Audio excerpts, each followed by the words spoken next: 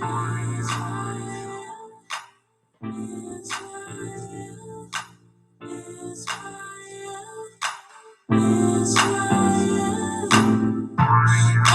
nation in the earth is like thy people, Israel? And who is more excellent than his neighbor, Israel? To whom then will he liken God or compare the God of Israel? He showed his word unto Jacob, statutes and judgments to Israel. He hath not dealt so with any other nation, Israel. So don't avenge, no bear a grudge against the children of Israel. Just love thy neighbor as thyself and be united in Israel. Praise the Lord of hosts, the most high in Christ. Israel, Israel,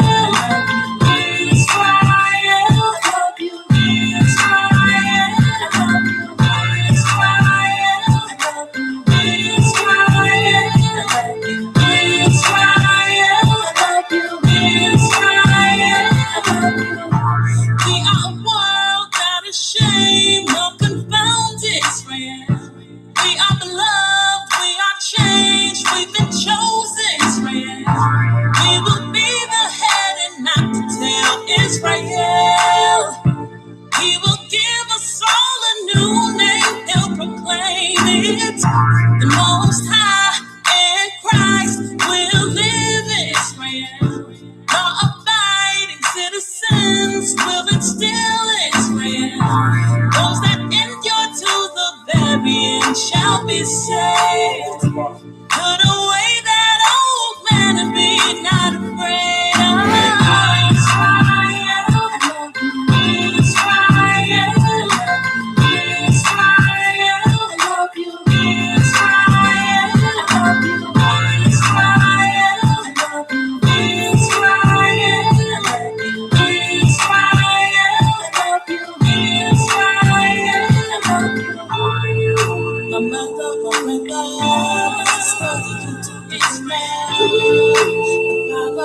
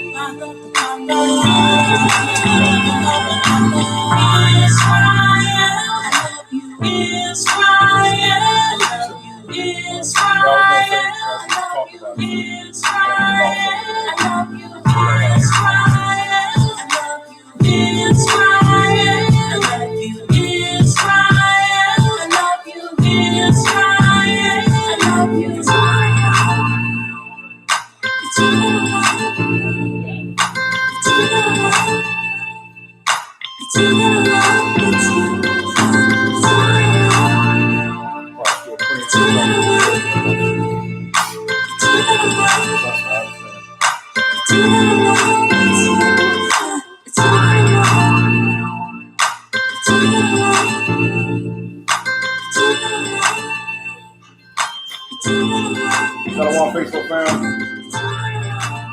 Shalom, some more people out of YouTube. I'd like to welcome each and every one of you to another episode of Transformation Tuesday.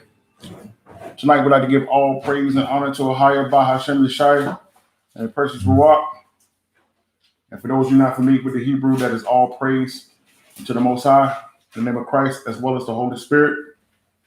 Once again, we'd like to welcome each and every one of you to another episode of Transformation Tuesday, where we are striving to transform into the image of the greatest Israelite who ever lived, Yeshua HaMashiach, who the world knows to be Jesus the Christ. We pray and hope all is well with you and your family. We know you could have been anywhere in the world, but due to the fact that you decided to join us tonight, we do not take your time for granted. Got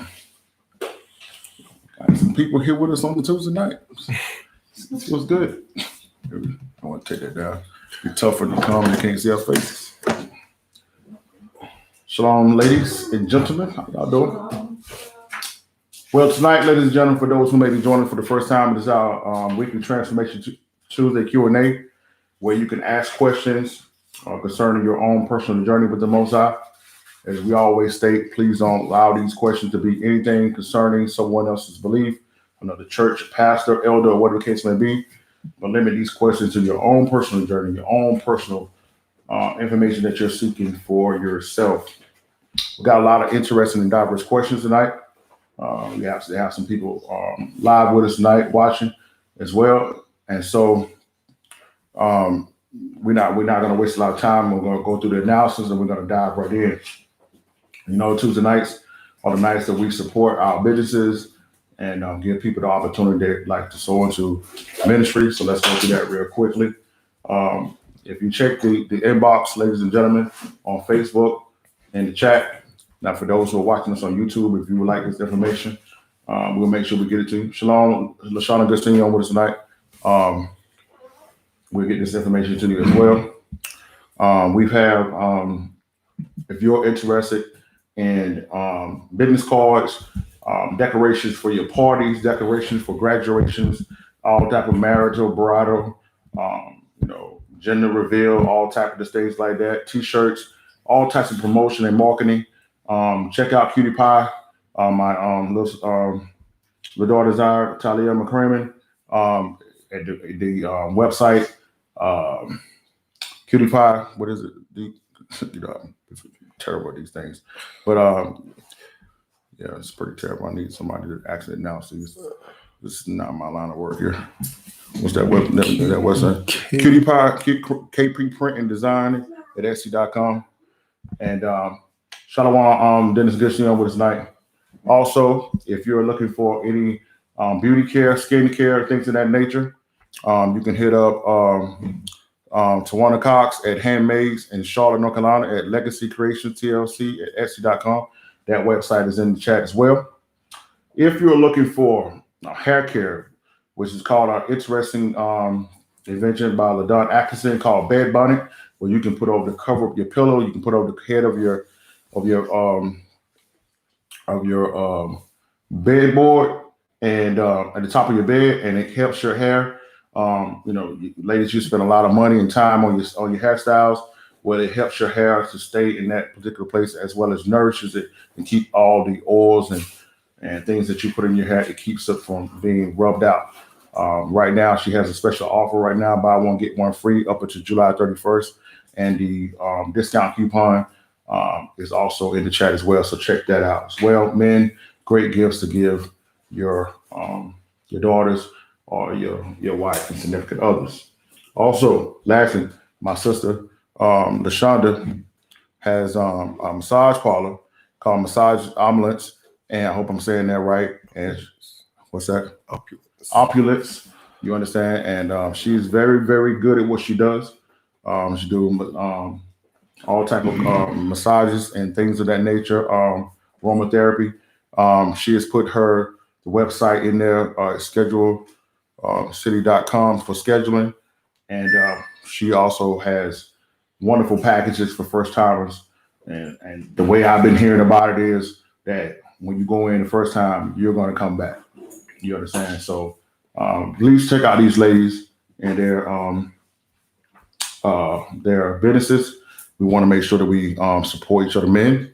And all the other that watch us, you get your information to us, and we will promote your businesses on Tuesday, so that we got to make sure that we keep this money and this thing amongst Israel. Huh? Now, also, Shalom Aviv, we're good seeing you on with us tonight. Tuesday nights, because we do no money things on the Sabbath. You have an opportunity, if you desire, we get you that information for you to sow into us. Better Day pays their tithes and their sowing and their offerings and things on Tuesdays. This is what we do as a church.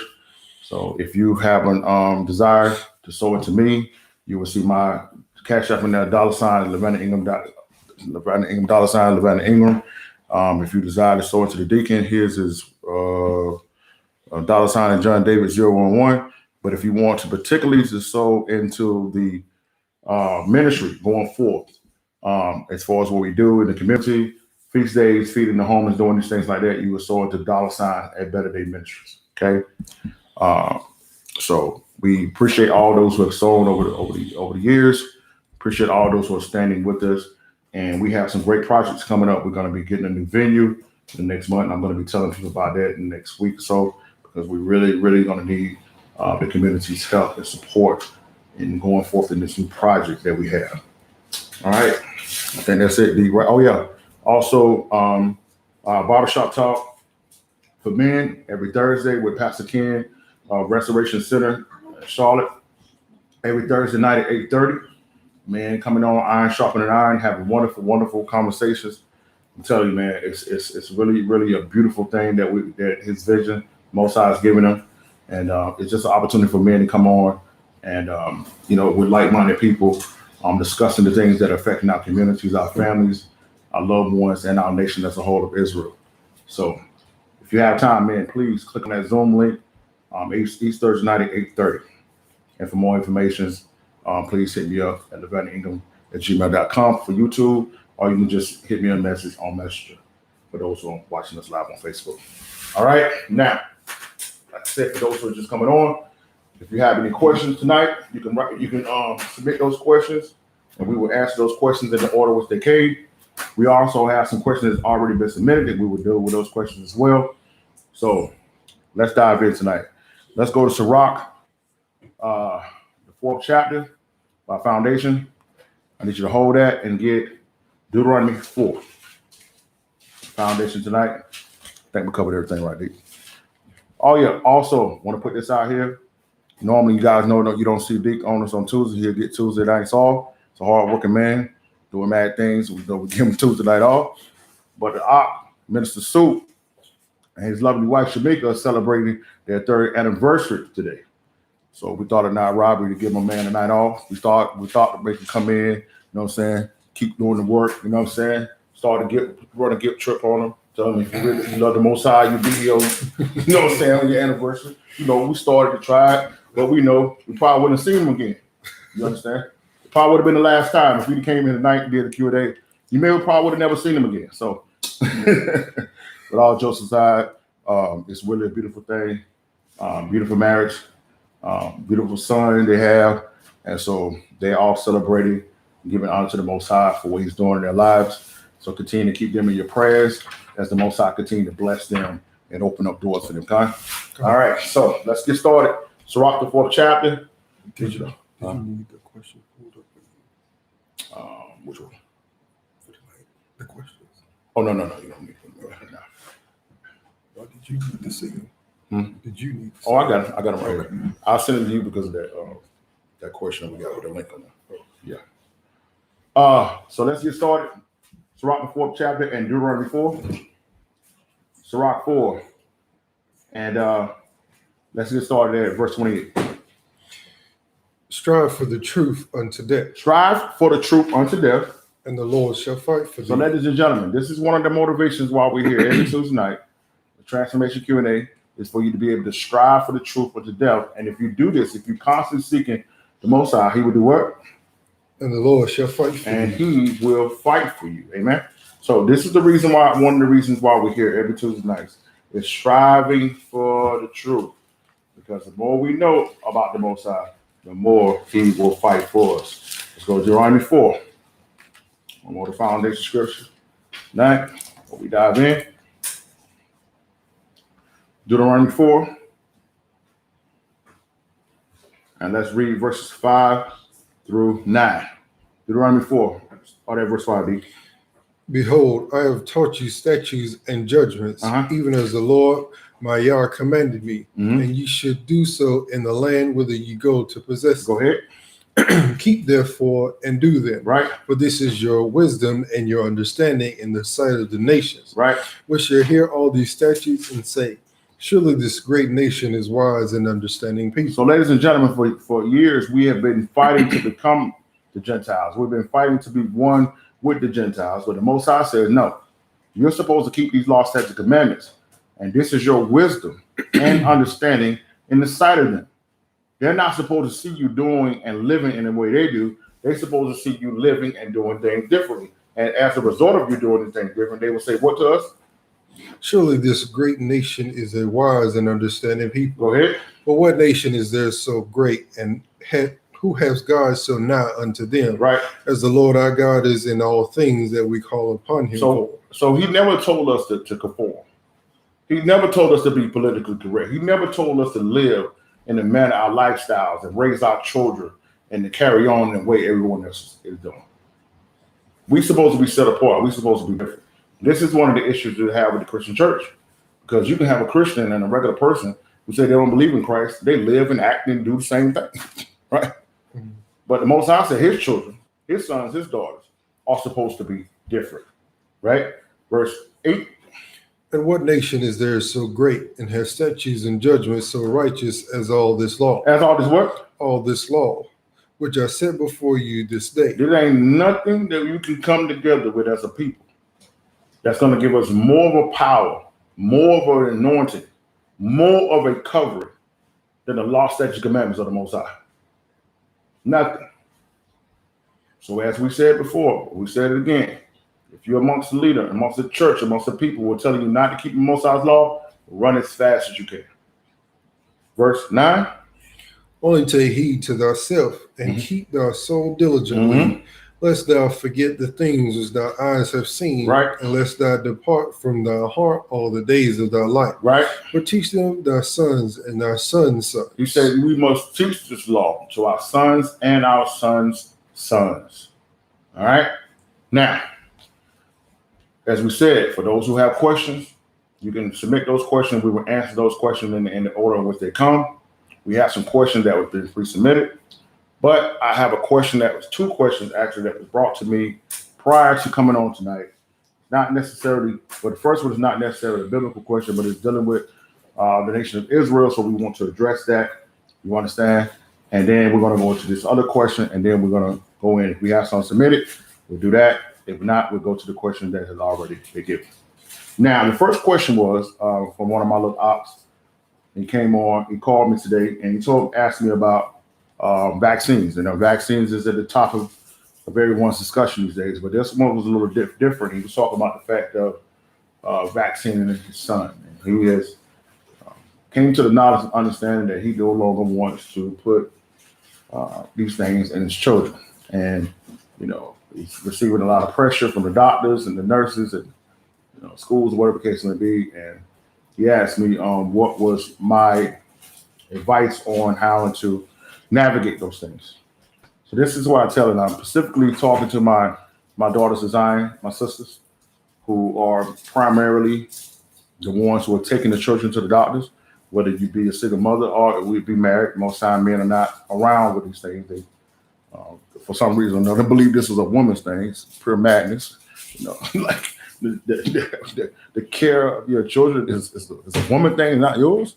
You know, but that's neither here nor there. So I wanted to put this out here. There's a thing called informed consent, right? So informed consent, when they're stressing you and trying to pressure you to vaccinate your children, what you can ask for is what they call informed consent, which means when they're saying they want to give you, and this goes along with medicine in general, when someone is asking you or pressuring you to take a medicine or give a medicine to your child, you can request an informed consent, which means they have to give you a list of the ingredients in that medicine or in that vaccine, right? And you say, well, I want an informed consent so I can make a decision, an informed decision on whether or not I want this into my child or into my own body. They have to list you and give you all of the ingredients that goes into that vaccine or that medicine. Now, they don't want to do that because they know once the average person gets any idea of what is in that vaccine, they know you're not going to want to do it. By law, they have to provide that for you. Once you get that, you can say, well, then I'm going to take this information. I'm going to look up these side effects, you understand, for this particular drug that's in this particular vaccine or whatever the case may be. And you'll be able to say to them, okay, well, this particular ingredient causes this side effect. It's like we ask them all the time, how much formaldehyde is safe for the body? Right. 0. Okay, so why do you have formaldehyde in the vaccine? Right? How much monkey pus is safe for human consumption? 0. Okay, why do you have that in the vaccine? And that's just a few of the ingredients. You wouldn't believe some of the things that are actually in these vaccines. So they have to give you the list of the ingredients. You Google and find out and discover. You understand the different side effects of this, and you can be able to go back and say, "Listen, I don't want an aborted fetus in my child. Do you have something else back there?" Right? That's called an informed consent because you can say, "Listen, with this is a side effect of putting another body into my child's body, it's going to be harm." You understand? Shalom, good seeing you on this night. So this is what you have to do. 9 times out of 10, this will help navigate you through this process, and then they had to either have to offer you a different alternative, or they just let you sign a paper saying you wouldn't get it altogether. But do not go into there with this swag attitude and listen, I ain't doing it. I don't care what you say, because that's going to deem you mentally ill. They're going to say that you're neglecting your child, and there's going to be some guys and some cops going to come in and take your child, and you may never see them again. Okay, so go in. You understand? Talk to them in a manner in which you have some sense. Don't be belligerent. Express yourself in a manner. Articulate yourself as if you have common sense. You understand? And then this way, you'll be able to navigate through these situations that are trying to back you in. All right? Now, depending on the state that you're in right now, many states can still do this for religious reasons. But they're working hard to get those things thrown out. So the best thing you can do, ladies and gentlemen, is inform yourself, and just don't go in blind, because I'm telling you, they glory on ignorance, and this is why we gave the lesson this Shabbat: ignorance, a weapon of self-destruction. So you need to know something. You need to know a little bit about a lot of different things, because if you don't, you will find yourself being taken advantage of. All right. Now, secondly, it was a 2-part question.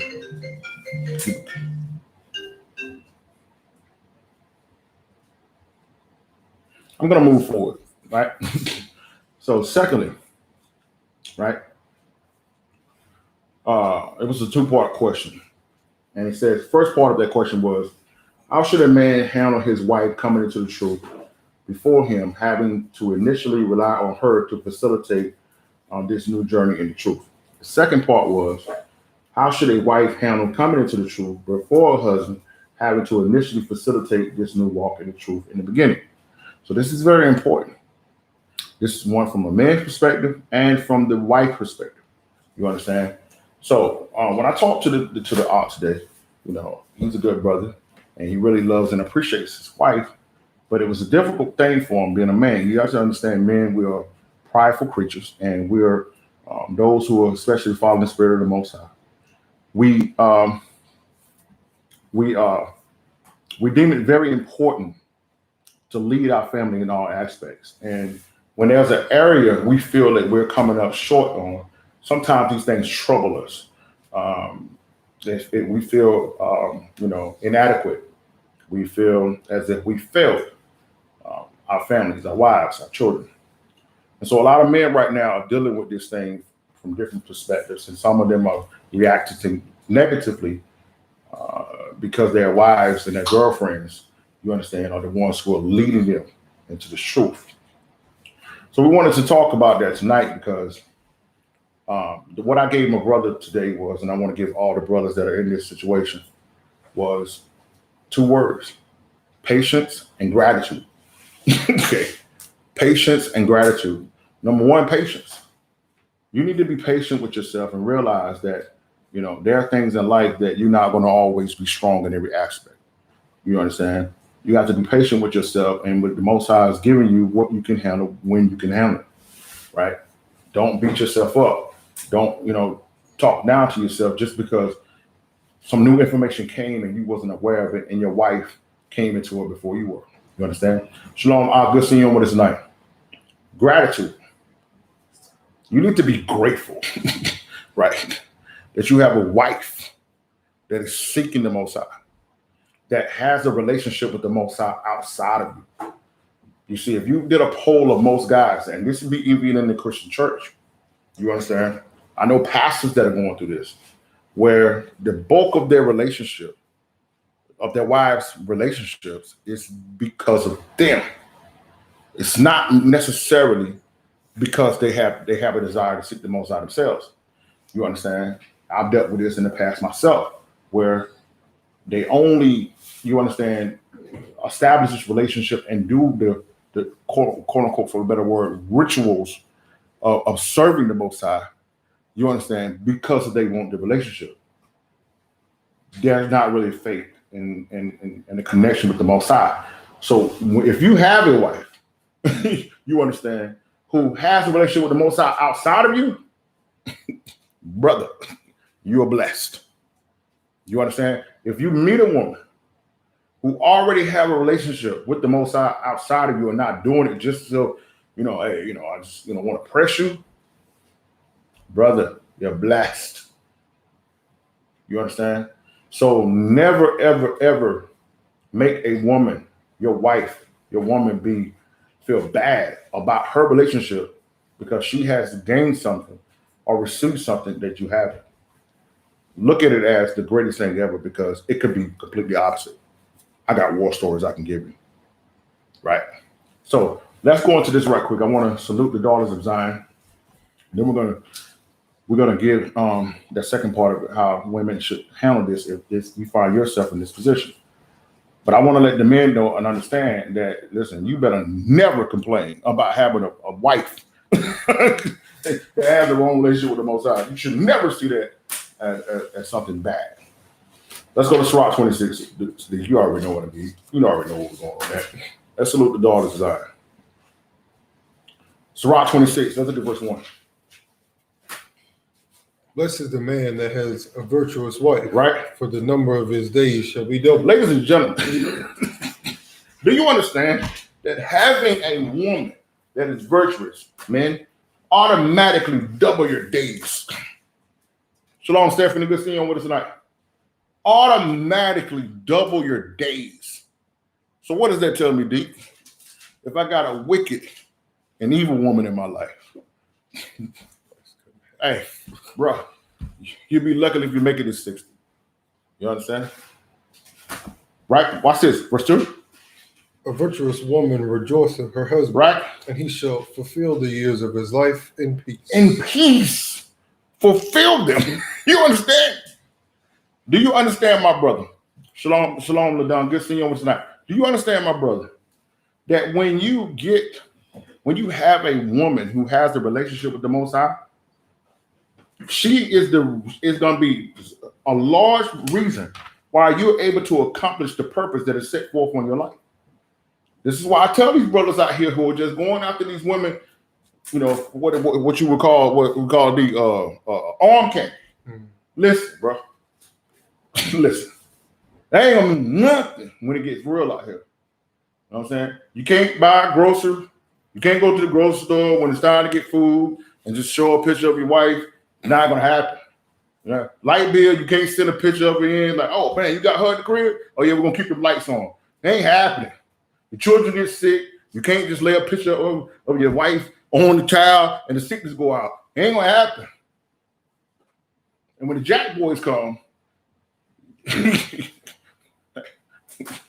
gonna be some other things gonna happen if your wife is fine. So listen, read that again for him, D. Just what? A virtuous woman rejoiceth her husband, right? And he shall fulfill the years of his life in peace. Watch this, verse 3. A good wife is a good portion, which shall be given in the portion of them that fear the Lord. Hold on, say what? Read that again. A good wife is a good portion, which shall be given in the portion of them that fear the Lord. Whoa. So, ladies and gentlemen, my brothers, you have to understand that if you have a virtuous woman by your side, this is evidence of how the Most High loves you. If you ain't doing right by him, he's not going to entrust one of his daughters with you. So this is what I be telling people all the time. Like, man, I'm tired of man out here finding all these bad men. I'm tired out here finding all these no good women. No, matter of fact, just for the sake of that, let's go back one chapter. Let's go to Sirach 25, and let's show them that, D. Sirach 25. You already know what it is. Verse 23, right? Watch this. 25, 23. Right at the top. There you go. A wicked woman abateth the courage, maketh and heavy. No. Hold on. My bad. You got it. Stay in the spirit. It's 26 and 26.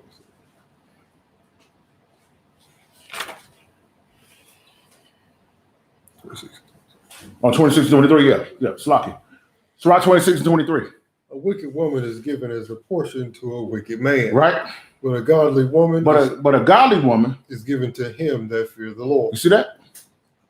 So never, ever see a woman who is seeking the Most High as a terrible thing. Always realize that you're blessed to have her in your life. Honor her. Treasure her. Why? Go to 1 Peter 3 and 7. We're going to end off on that, and then we're going to go to the second part of that question. In 1 Peter 3 and 7. And then we're going to go start at the chapter, 1 Peter 3, in the top of that chapter, to answer that second part of the question. But I want to deal with the men first. 1 Peter 3 and 7. Watch this. Likewise, ye husbands, dwell with them according to the knowledge, giving honor unto the wife. Read that again. Likewise, ye husbands, dwell with them according to knowledge. No. 1 Peter, no. We're going straight to the men. 1 Peter 3 and 7. Oh, I'm sorry, man. Read it again. Go ahead. Likewise, ye husbands, dwell with them according to knowledge. Right. Giving honor unto the wife as unto the weaker vessel. And as being heirs together of the grace. Being what? Heirs together of the grace of life. Right. That your prayers be not hindered. That your prayers be not hindered. So, ladies and gentlemen, men, if you don't honor your wife as the weaker vessel and honor her and treat her with the honor that she deserves, your prayers of the family will be hindered. So if you don't want to lose anything, you don't want to lose the favor of the Most High, you better always be honoring your wife in the manner that she deserves. Okay? Shalom, all good seeing you on with us tonight. Now, let's go up and start at the beginning of the chapter, because that second question was, how should a wife handle coming into the truth before her husband having initially to facilitate the new walk in the truth in the beginning?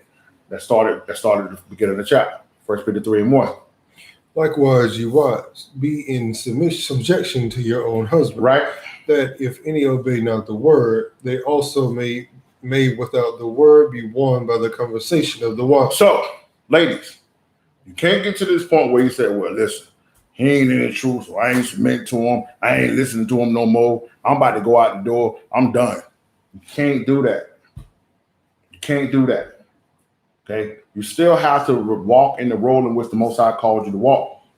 But what happens is he sees the changes in you. He sees the light shining in you, and that will lead him to the truth. Right? Verse 2. While they behold your chaste conversation coupled with fear, whose adorning, let it not be that outward adorning of plaiting the hair and of wearing of gold or of putting on of apparel. Now, you've heard in the Christian church these scriptures brought out.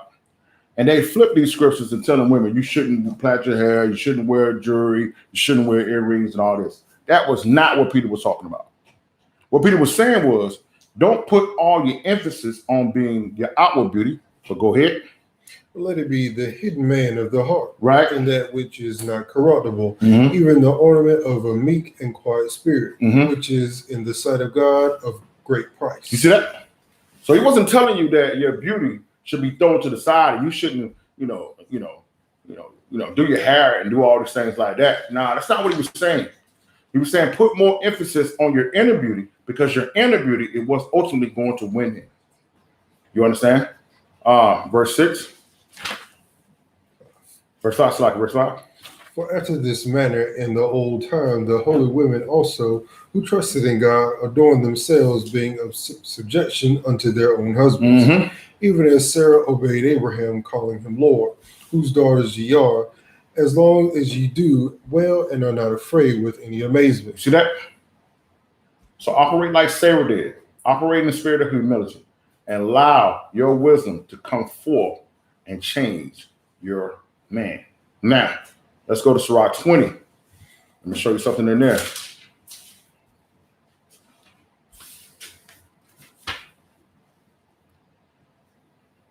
So, ladies, I know sometimes where you get frustrated and you feel like you got to say something.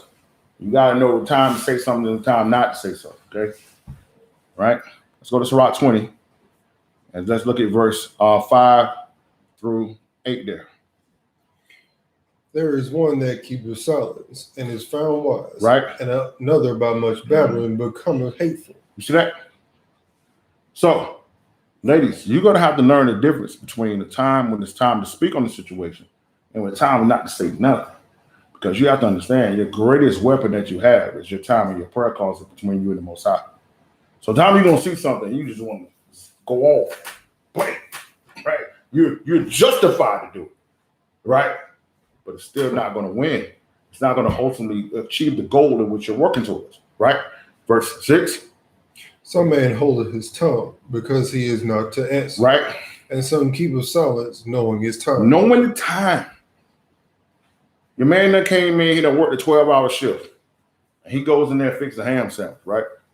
It's not the time to tell him, hey, yo, man, you know that pork, you know Leviticus 11 said you ain't supposed to be eating that. You wicked. That is not the time. Okay? That's not the time. Or that man that worked all week, right? And he ain't used to keeping the Sabbath. And he like, listen, I ain't had no other day to wash my car and cut my yard. I'm gonna go out here and cut my yard and I'm gonna go wash my car. It is not the time to have that conversation about the Sabbath. Okay? That's not the time. Right? Verse 7. A wise man will hold his tongue until he see opportunity. Right? But a babbler and a fool will regard no time. Well, you don't regard the time. Like, listen, right here, let me do this in front of the family. Let me call him out in front of his homeboys. Because I'm feeling it right now. So I'm going to say it right now. No, it's not the time. Matter of fact, let me go to social media because I'm upset now. I'm mad. So let me go grab my phone and post it. Let me go live. No. Ladies. No. Okay? Watch this. Where we at, D? Verse 8. Yeah, verse 8. He that useth many words shall be abhorred. Right? And he that taketh to himself authority therein shall be hated. You see that? Because you took an authority into yourself when you're really supposed to be a subjection to your husband. Or you over here taking the kids over here in the corner. Listen, your daddy wicked. Don't worry about what he's saying. No, you can't do that. Okay? You can't do that. And you'll see. Right? You'll see. And for any ladies that are dealing with that, contact me offline and we will connect you with some sisters that are going through this. And I'm trying to right now. I'm in the time in the process of trying to build some support groups. I know some people who already have some things going on with that, so I try to connect you with that. But we're gonna try to do what we can to build some more support, especially for the ladies, because y'all need it. A lot of y'all are going through with these knuckleheaded dudes, man. All right. So now, about to go back into the questions that were submitted. If anybody that's with us right now has a question, ladies, and y'all have a question, I'm good. Now, I'm gonna slow up. You got a question? Sure. Okay. I'm gonna slow up. We're kind of used to just flipping scripts, right? And we just do it. So from now on, what I'm gonna do is I'm gonna wait. So just kind of sit with me, okay? When you got it, that's when we'll start reading, okay? So I don't want to get ahead of nobody, all right? All right. We kind of you gotta excuse it. We just right. This is I don't know what we do. So we're gonna slow down. Matter of fact, if I don't grab one of the chairs, just throw it at me. Like, hold up, bro. Okay. Okay. So I'm gonna slow up because I saw you back there like this. Man, you know what? All right, so I'm gonna slow up. Just tell me, and we'll make sure you get it. Okay. All right. So first question.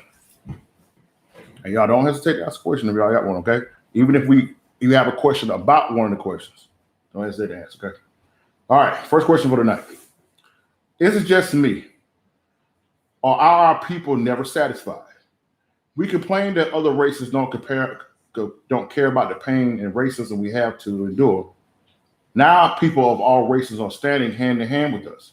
We claim that the political leaders don't care about us, but now Black Lives Matter has been given a platform. The politicians are fighting to get the Confederate statues down. The politicians all are fighting to get the Confederate statues down finally, and now they are making our issues a priority of all the upcoming campaigns. But even better than this, we see how every report shows that COVID-19 is affecting our people more than anyone. But when there's a discussion of us being a priority to get the vaccine, our people are screaming conspiracy theory. I know this may not be a biblical question, but I'm curious to hear your views on this. I'll read that again. She said, is it just me or are people never satisfied? We claim other races don't care about the pain and racism we have had to endure. Now people of all races are standing hand in hand with us. We claim that the political leaders don't care about us, but now Black Lives Matter has been given a platform. The politicians all are fighting to get the Confederate statues down, finally. And now they are making our issues a priority of all the upcoming campaigns. But even better than this, we see how every report shows that COVID-19 is affecting our people more than anyone. But when there's a discussion of us being a priority to get the vaccine first, people are screaming conspiracy theory. I know this may not be a biblical question per se, but I'm curious to hear your views on this. Now,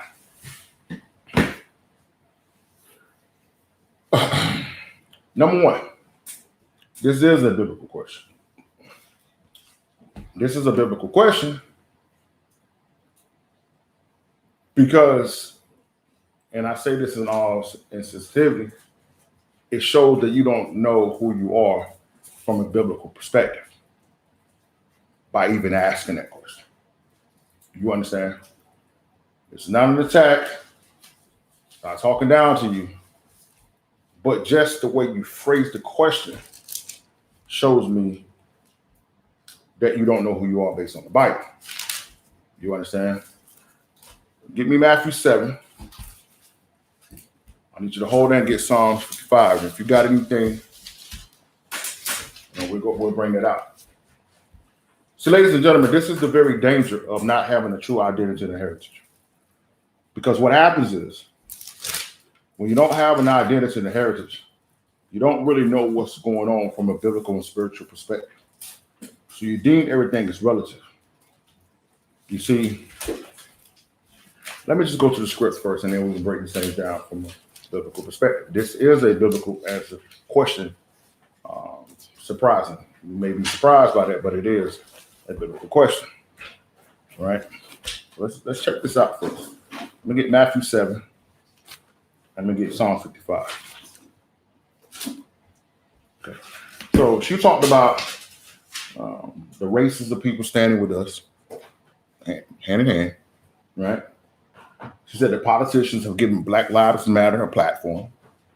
She's saying they're working on the Confederate statues, bringing them down, and that we're making them becoming a priority to get the vaccine for corona. That should be a good thing. And she's saying that because of that, why Black people ain't happy with this, we're never satisfied, right? So let's get Matthew 7. All right. Now I need you to hold that and get Psalms 25.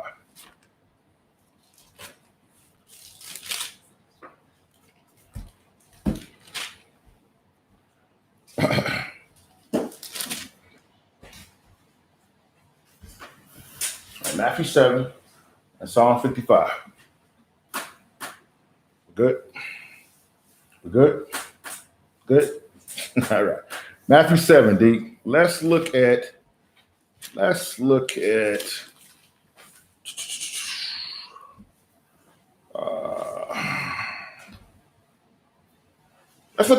16.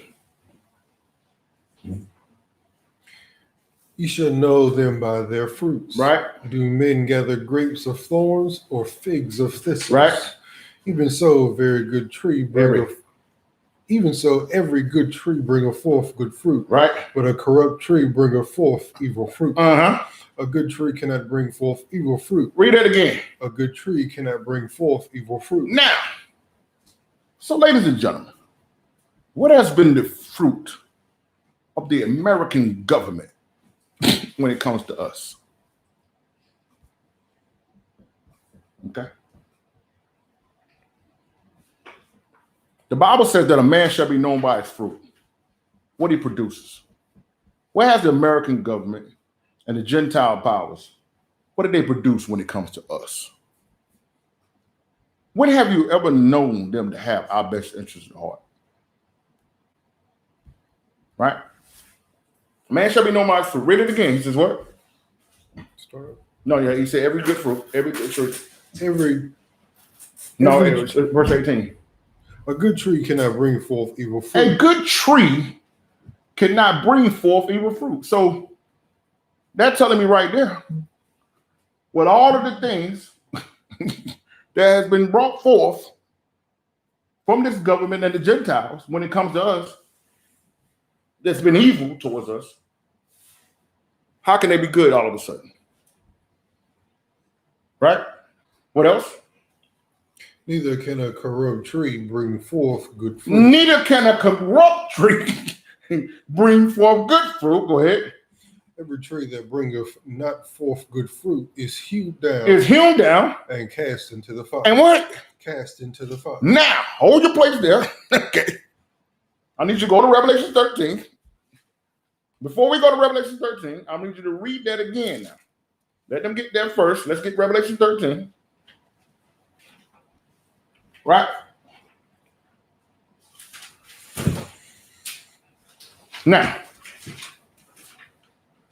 read that verse, Matthew 7:19 again. It says what?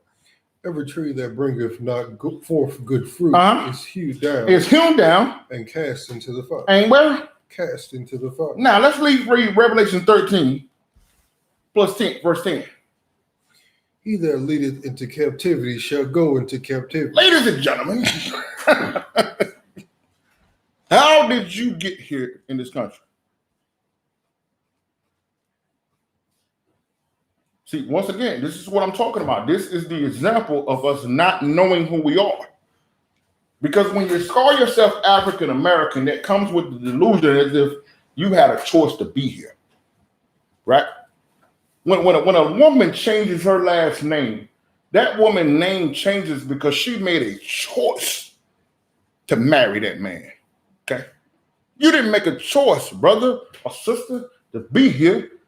That choice was robbed from you, according to Deuteronomy 28. Right? So read that again. Revelation 13:10 says what? He that leadeth into captivity shall go into captivity. He that killeth with the sword must be killed with the sword. Must be killed with the sword. They're not going to all of a sudden change to be good. Because they took us into captivity, they must go into captivity. Because they killed our people with the sword, their people will be killed with the sword. How do I know that? Hold your place there. Let's go to Isaiah 14. Because if you know who you are, then this is the biblical perspective that you will take. You won't take the perspective of the Democratic political party. But you can only gather this mindset of saying, well, we ain't never satisfied because you don't have the proper identity of who you are. Watch this. Matthew 14. And let me go straight to it. Matthew 14. Give me verse 21. Prepare slaughter for his children. Right. For the iniquity of their fathers. Right. That they do not rise, nor possess the land, nor fill the face of the world with sin. You see that? That's what the Most High said is happening for those who led people into captivity. But as long as you're looking at yourself as like, yo, man, I'm just part of the group here. Now the shift is being shifted to me. You won't realize that, nah, that's not the way it goes. Now let's go back to Matthew 7. I just wanted to show that because an evil, corrupt tree cannot produce good fruit. I'm gonna show you what this ideal of good that they're talking about. We're gonna show you what that is in a minute. But I just want you to see that I know them by what they have done. Our people, the so-called black community, the so-called African-American community, have sided with the Democratic Party since Kennedy.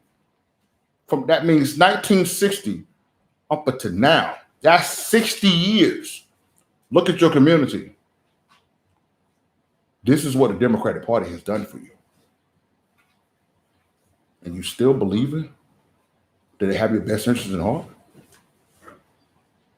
You see, our people, ladies and gentlemen, one of the problems that we have is that we live in a world where we don't want to deal with the reality of it, because the reality of the situation needs it more, for some people, it's more harder to digest. So you look at a guy like Trump and they say, yo, he telling you to your face, I hate your guts. I'm like, okay, I don't want to rock with Trump. But you're looking at the guy who's telling you love you while killing you. He said, well, I'm going to rock with this guy.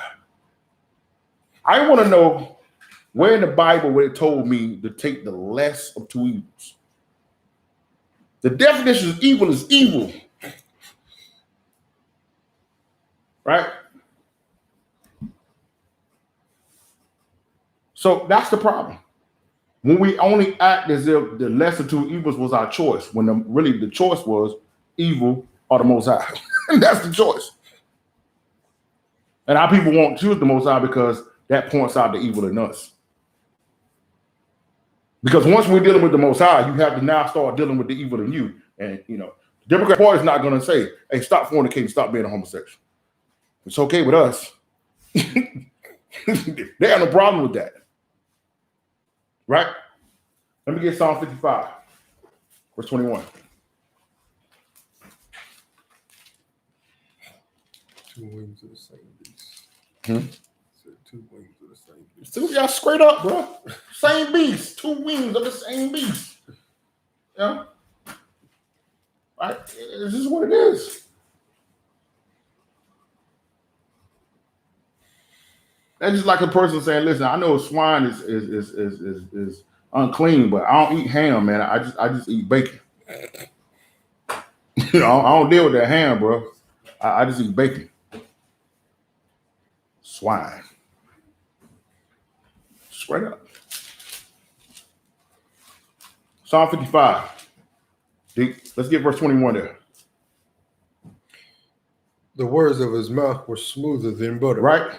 But war was in his heart. Ladies and gentlemen, when have you ever heard the government say that black people are going to get something first? When jobs are available, do black people get jobs first? When grants and loans are available, do they get that? What about land? They gonna get that? Technological opportunities, do they get that? So anything positive and can lead to prosperity, we never get it. But this time, vaccines, you're first in line, buddy. Really? Read it again. It says what? The words of his mouth were smoother than butter. Right?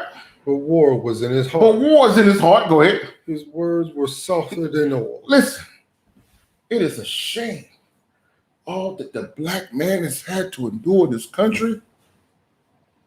And we want to ensure that none of you continue to die with corona. Now, let's stop for a second. When President Trump was suggesting that this disease was from China, the media was in an uproar, right? How dare you? That's racist to say that this is a Chinese disease. He kept saying, it comes from China, it's a China disease. Yet, where's the media and the outcry from the people when they're saying that the only people that are dying and getting it is black people?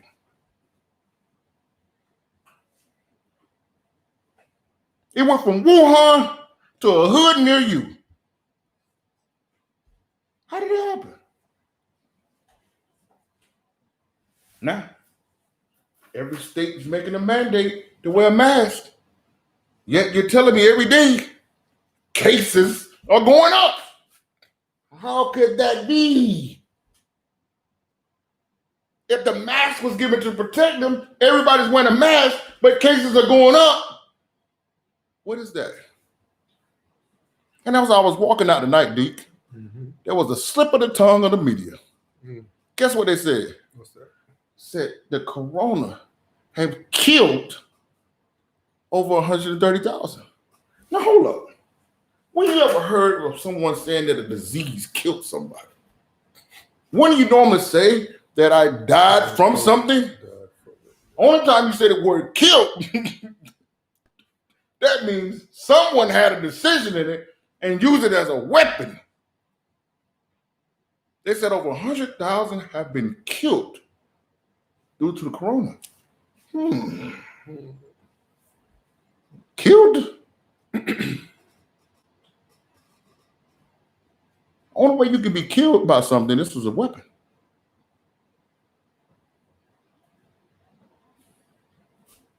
Right? Let's go to Sirach 12. Now, it told me the man should only be known by his fruit, right? Right? And we know what the government has done. We know what the media has done. We know what the so-called death care system has done. We know what all of the economic banks have done, the real estate companies and everything have done for us. Right? And let me remind you guys again, we're getting so hyped over these so-called Confederate statues down. Ladies and gentlemen, the jig is up. Okay? Listen. Okay. What you guys don't understand is, ladies and gentlemen, they're doing this to stir the pot. The government could care less about a Confederate statue. But Billy Bob, he cares a lot about it. Billy Bob knows he can't take it down on the government. But Billy Bob can take it out on you. While you over there voting, when these guys say defund your police, guess what Billy Bob and the boys is getting ready to do? They're going to come by and see you. Who are you going to call? Ghostbusters? Right? Because you want to defund the police, right? You want to call the Ghostbusters? They coming? Billy Bob coming. He's going to make you pay for all the statues. Black Lives Matter won't be nowhere around when it comes to a hood near you. You understand? Get Sirach 12, D. What's this? Sirach 12. You there, ladies? We good? Yeah. All right. Sirach 12. And let's get verse 10. Never trust thine enemy. Nah, man, we can hear him out, man, because maybe they might have got my best interests in heart. Never trust thine enemy. Nah, bro. Every now and then, when you know what I'm saying, when they're really trying to look out for us, we could actually sit down and consider what they got to say. Never trust thine enemy. Never trust thine enemy. For like as iron rusted, so is his wicked. It ain't never going away. If Yeshua told me, if who the world know to be Jesus told me that a man shall be known by his fruit, and I see the fruit of what the American government and the Gentile Bibles have done to me, why in the world would I trust them now? Okay? Why would I trust you? Right? Verse 11. Though he humble himself. Though they take a knee and go crouching. And saying, please forgive me. Yet take good heed and beware of him. And thou shalt be unto him as if thou hast wiped the looking glass. Right. And thou shalt know that his rust has not been altogether wiped away. Because I'm telling you, you better believe it. As soon as these guys get into power, you're going to see the real guy again. Why do I know that? Verse 12. Set him not by thee. Pastors, don't let these jokers into your church. They ain't never been one to come through there before. But now they want to come through. They wouldn't even let you go in your church. But it's okay now, though, right?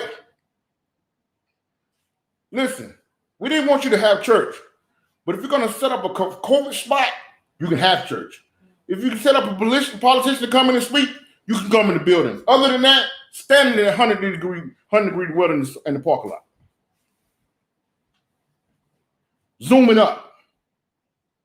Right? I thought we couldn't have funerals. Why was Floyd able to have 3?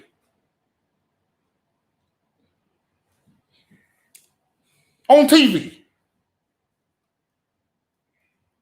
But you can't bury yours, though.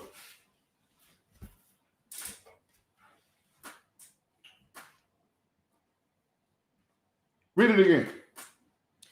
Set him not by thee, Right. lest when he has overthrown thee, As he has overthrown thee, he stand up in thy place. Right. Neither let him sit at thy right hand, right? lest he seek to take thy seat, Right. and thou at the last remember my words and be pricked therewith. And our people, ladies and gentlemen, unfortunately, you're going to remember the brothers of your brothers and sisters when it's too late. And it's unfortunate. As the FEMA camps, the FEMA guys, UN soldiers are dragging you to the FEMA camps, we done did the Babylon bounce, it's going to be unfortunate. A lot of you are going to remember it then.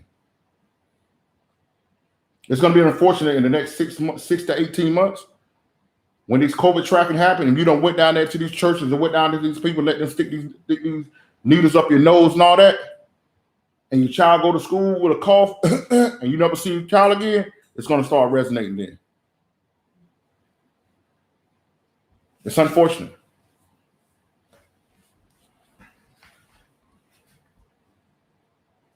Verse 13. Who will pity a charmer that is bitten with a serpent? Right. Or any such as come nigh wild beasts. Right.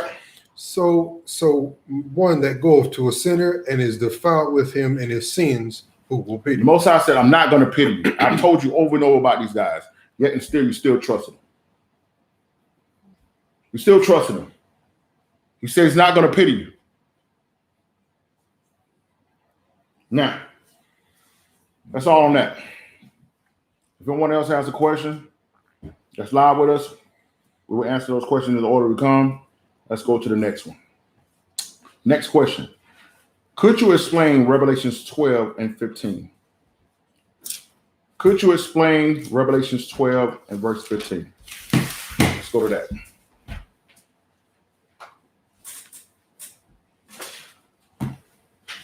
Revelations 12, verse 15. Let's go there.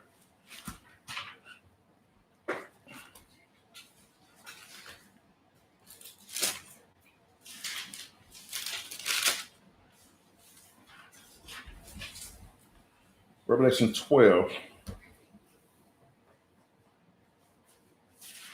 And let's read verse 15. And the serpent cast out of his mouth water as a flood after the woman, that he might cause her to be carried away of the flood. Now, so I want me to break down this verse and what this means. So let's, in order to understand fully what this is talking about, let's go back up to verse 13. And when the dragon saw that he was cast into the earth, Right. he persecuted the woman. He persecuted who? The woman which brought forth the man child. Now, so ladies and gentlemen, once Yeshua, who the world know to be Jesus, shed his blood on the heavenly tabernacle and paid for the sins of Israel, the devil no longer could come to heaven anymore and be accused of the brethren, because all the sins of Israel had been paid.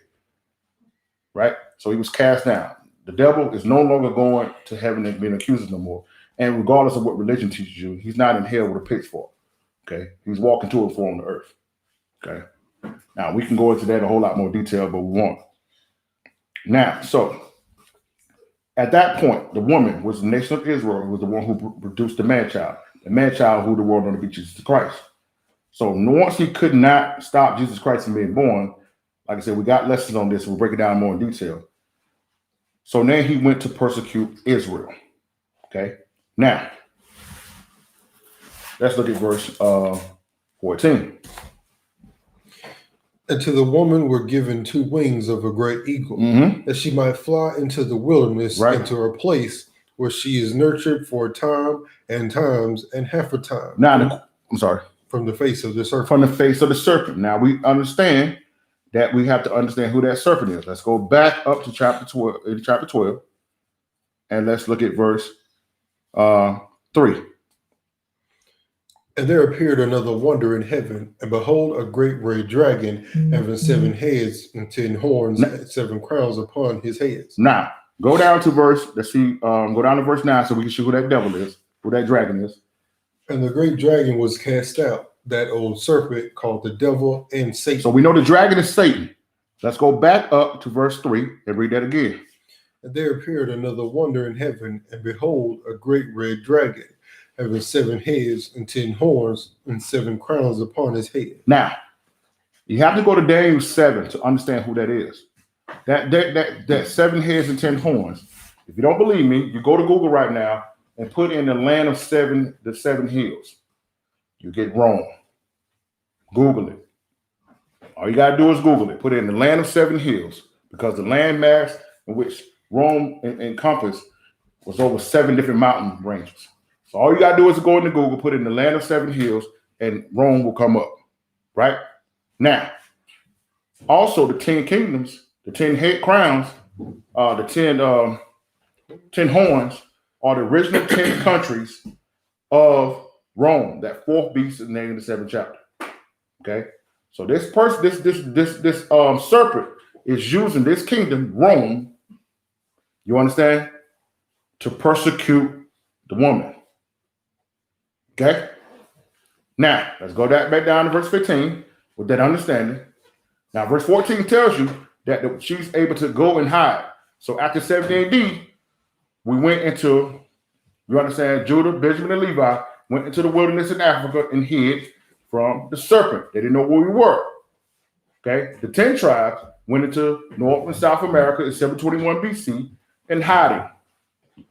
They were found through what they call colonization. By who? Rome. Okay, now let's read verse 15 again. And the serpent cast out of his mouth water as a flood after the woman, Right? that he might cause her to be carried away of the flood. Now, let's go to Wisdom of Solomon 14. Let me show you about that flood. Let's go to Wisdom of Solomon 14. We're going to show you Solomon prophesying about the coming of the religion of Christianity. Check this out. Is that raining? Dang. Let's go. Revelation 14. And let's start there at verse with Solomon. So like Wisdom of 14, Wisdom of Solomon 14. Let's start there at verse 15. For a father, Let's start at verse 12. For the devising I'm sorry. I'm trying to do the shortest possible way to do this, but they have to get the full understanding of it. Let's start at verse 11. Therefore, even upon the idols of the Gentiles, Right? shall there be a visitation. So we have to understand, ladies and gentlemen, that the Bible says in Psalms 96 that the gods of the nations are idols. We serve the Most High Yah. His name is Ahia. The Yah, the God of Abraham, Isaac, and Jacob. The nations, according to Wisdom of Solomon, all throughout Deuteronomy, you can look at Sirach 17, verse 17 says that he put a ruler, an angel, over all the other nations, but for us, the Most High is our God. Now, so what happened was, when they had all of these fallen angels that they're serving, they created idols to them. This is where you get all the religions. I know I'm giving it to you fast, but it's a whole lot, and so I'm trying to get you to understand what this verse actually means, because without it, it's not going to make sense. Verse 15, read that again. It says what? It's like verse 11 says what? Therefore, even upon the idols of the Gentiles shall there be a visitation. Right? Because in the creature of God there are become an abomination. They had become an abomination and stumbling blocks to the souls of men. To the souls of men. And a snare to the feet of the unwise. And a snare to the feet of the unwise. So right now, if you tell our Christian brothers and sisters, like, yo, man, you're never supposed to be serving that cross. That ain't the cross. That has nothing to do with Christ. That's how it moves. They're like, man, you crazy. They don't know that it has nothing to do with their God. It's a snare to the unwise. It's a stumbling block. You see that? Watch this. Verse 12. For the devising of idols was the beginning of spiritual fornication. So once they started doing idols, it was the beginning of spiritual fornication. That means giving yourself in honor and reverence to another God outside of the God of Abraham, Isaac, and Jacob. Go ahead. And the invention of them, the corruption of life. Mm-hmm. For neither were they from the beginning, right? Neither shall they be forever. Right. For by the vainglory of men they enter into the world, right? And therefore they shall come shortly to an end. All these things are going to be took down, done when Yeshua comes back. There ain't going to be no more religions when he come back.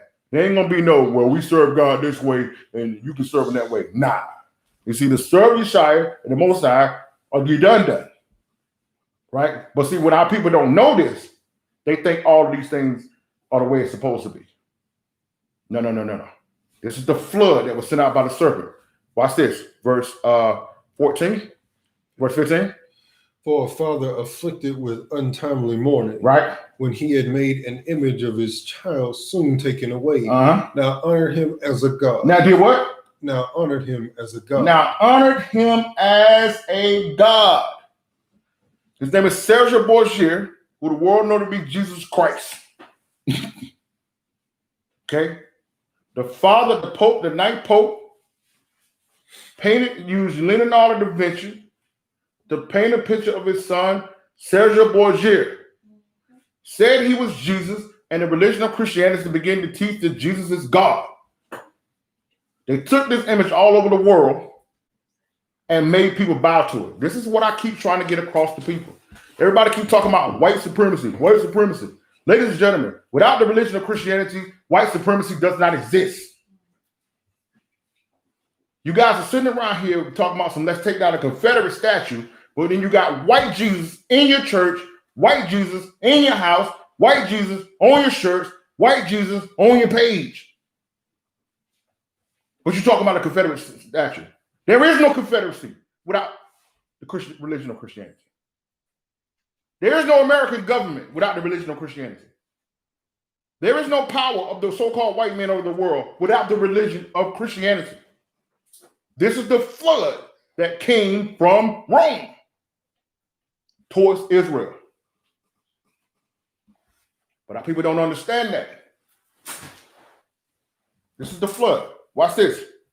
Verse, what we at? Verse after that. Now honored him as a God. Now they honor him as a God. Now the religion of Christianity is telling you that Jesus is God.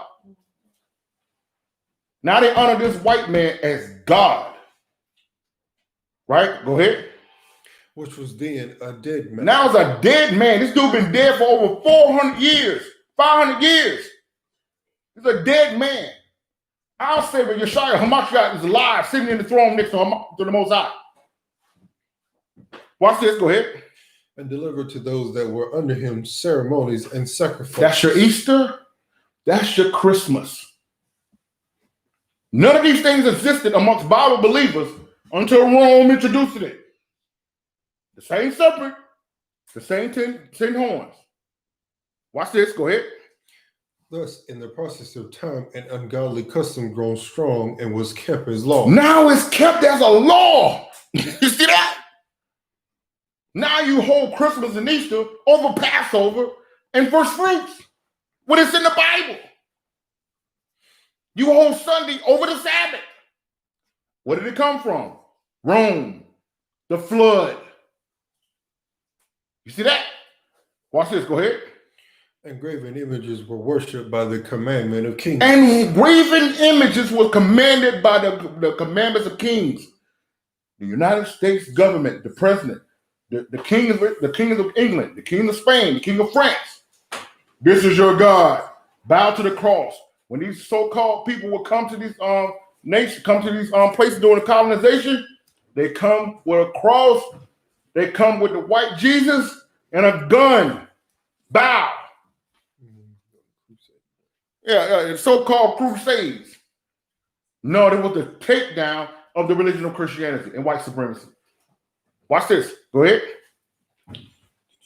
Whose men could not honor in presence because they dwelt far off. They took the counterfeit of his visions from far and made an express image of a king whom they honored, to the end that by this their forwardness they might flatter him, and was absent as if he were present. Y'all see that? So you're not even there with them. You're not even in these countries, but all over in West and South Africa, all in North and South America, you're honoring this white man that's back in Italy as God.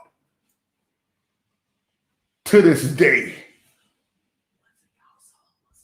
Yes. Indeed, he was. Yes. And he had sex with his sister. And he was a poisoner and a murderer. But our people are more concerned with a Confederate statue. But you won't take that cross down, though. You won't take that white Jesus down. You tell me the color that don't matter. But why does that flag matter? Why does Robert E. Lee matter? Why does Christopher Columbus matter? But white Jesus, no, that don't matter. Watch this. Verse 18. Also, the singular diligence of the artificial did help to set forth the ignorance to more superstition. That artificial is the painter, is the artist. Leonardo da Vinci, Michelangelo with the symphony that they put in the church. The 16th church, 16th century. All of the statues of David, so-called David and Peter. These were the artificers who did it. Go ahead. For he, peradventure, willing to please one in authority, right, forced all his skill to make the resemblance of the best fashion. Y'all didn't know this was prophesied in the Bible. That's why they took this out of the Bible. They didn't want you to know this. You understand? They never wanted you to know this. That's why they took this out of the Bible. Hey, gracious.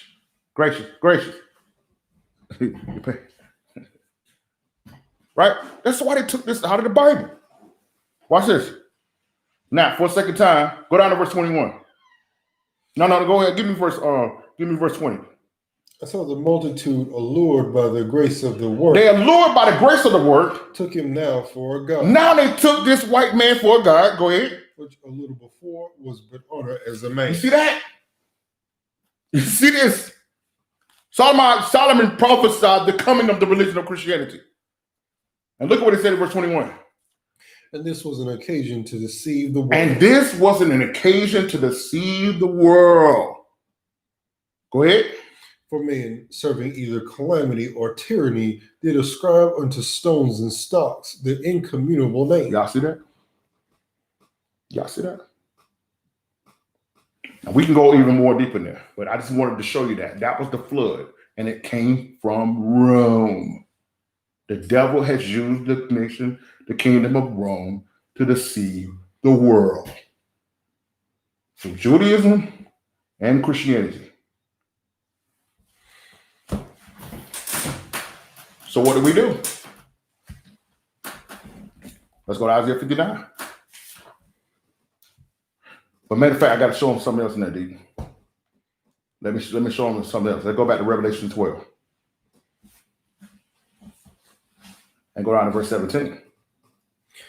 And the dragon was wroth with the woman, right, and went to make war with the remnant of her seed, right, which keep the commandments of God and have their testimony of Jesus Christ. So now that flood, that religion of Christianity and Judaism, has been used to make war with us.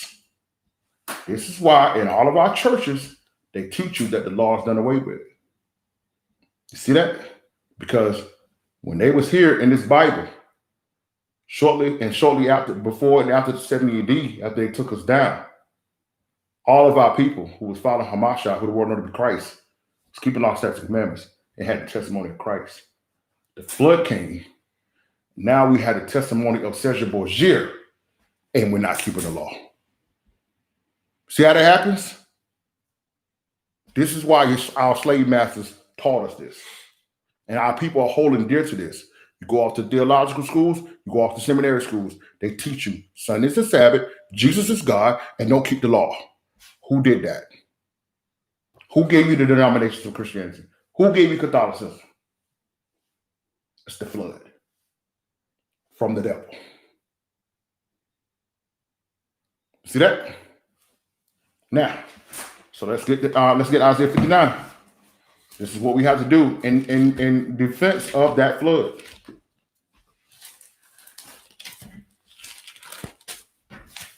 Watch this.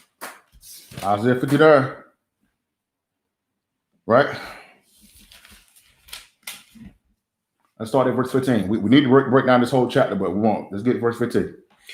Yea, truth faileth, and he that departeth from evil maketh himself a prey. Now, notice how, ladies and gentlemen, for us who came out of Christianity, came out of paganism, came out of the ways of the world, we are under constant attack by our own people.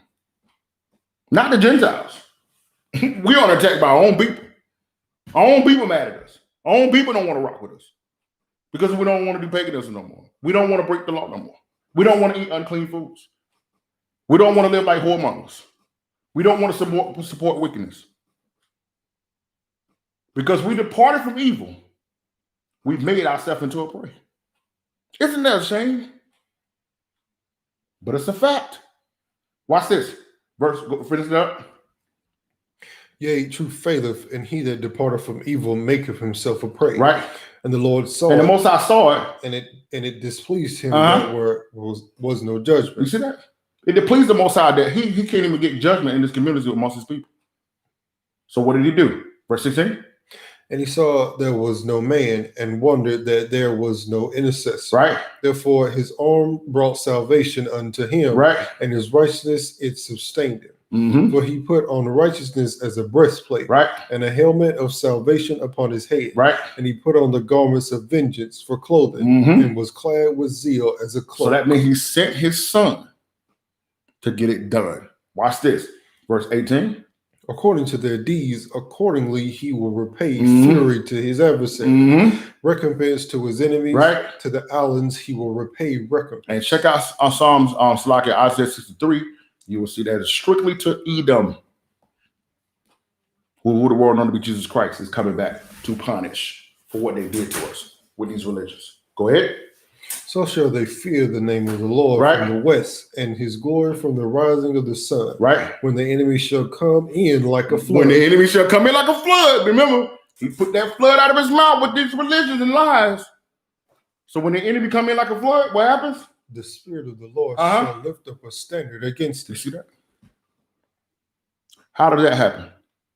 Hold your place there. Give me Romans 8. Watch this. Before you read that Romans 8 for me, D, read that Isaiah 59, that last part of that, when the enemy shall come in like a flood. When the enemy shall come in like a flood, Mhm. the Spirit of the Lord shall lift up a standard against it. Now, before you go into Romans 8, right? Give me Romans 7, right?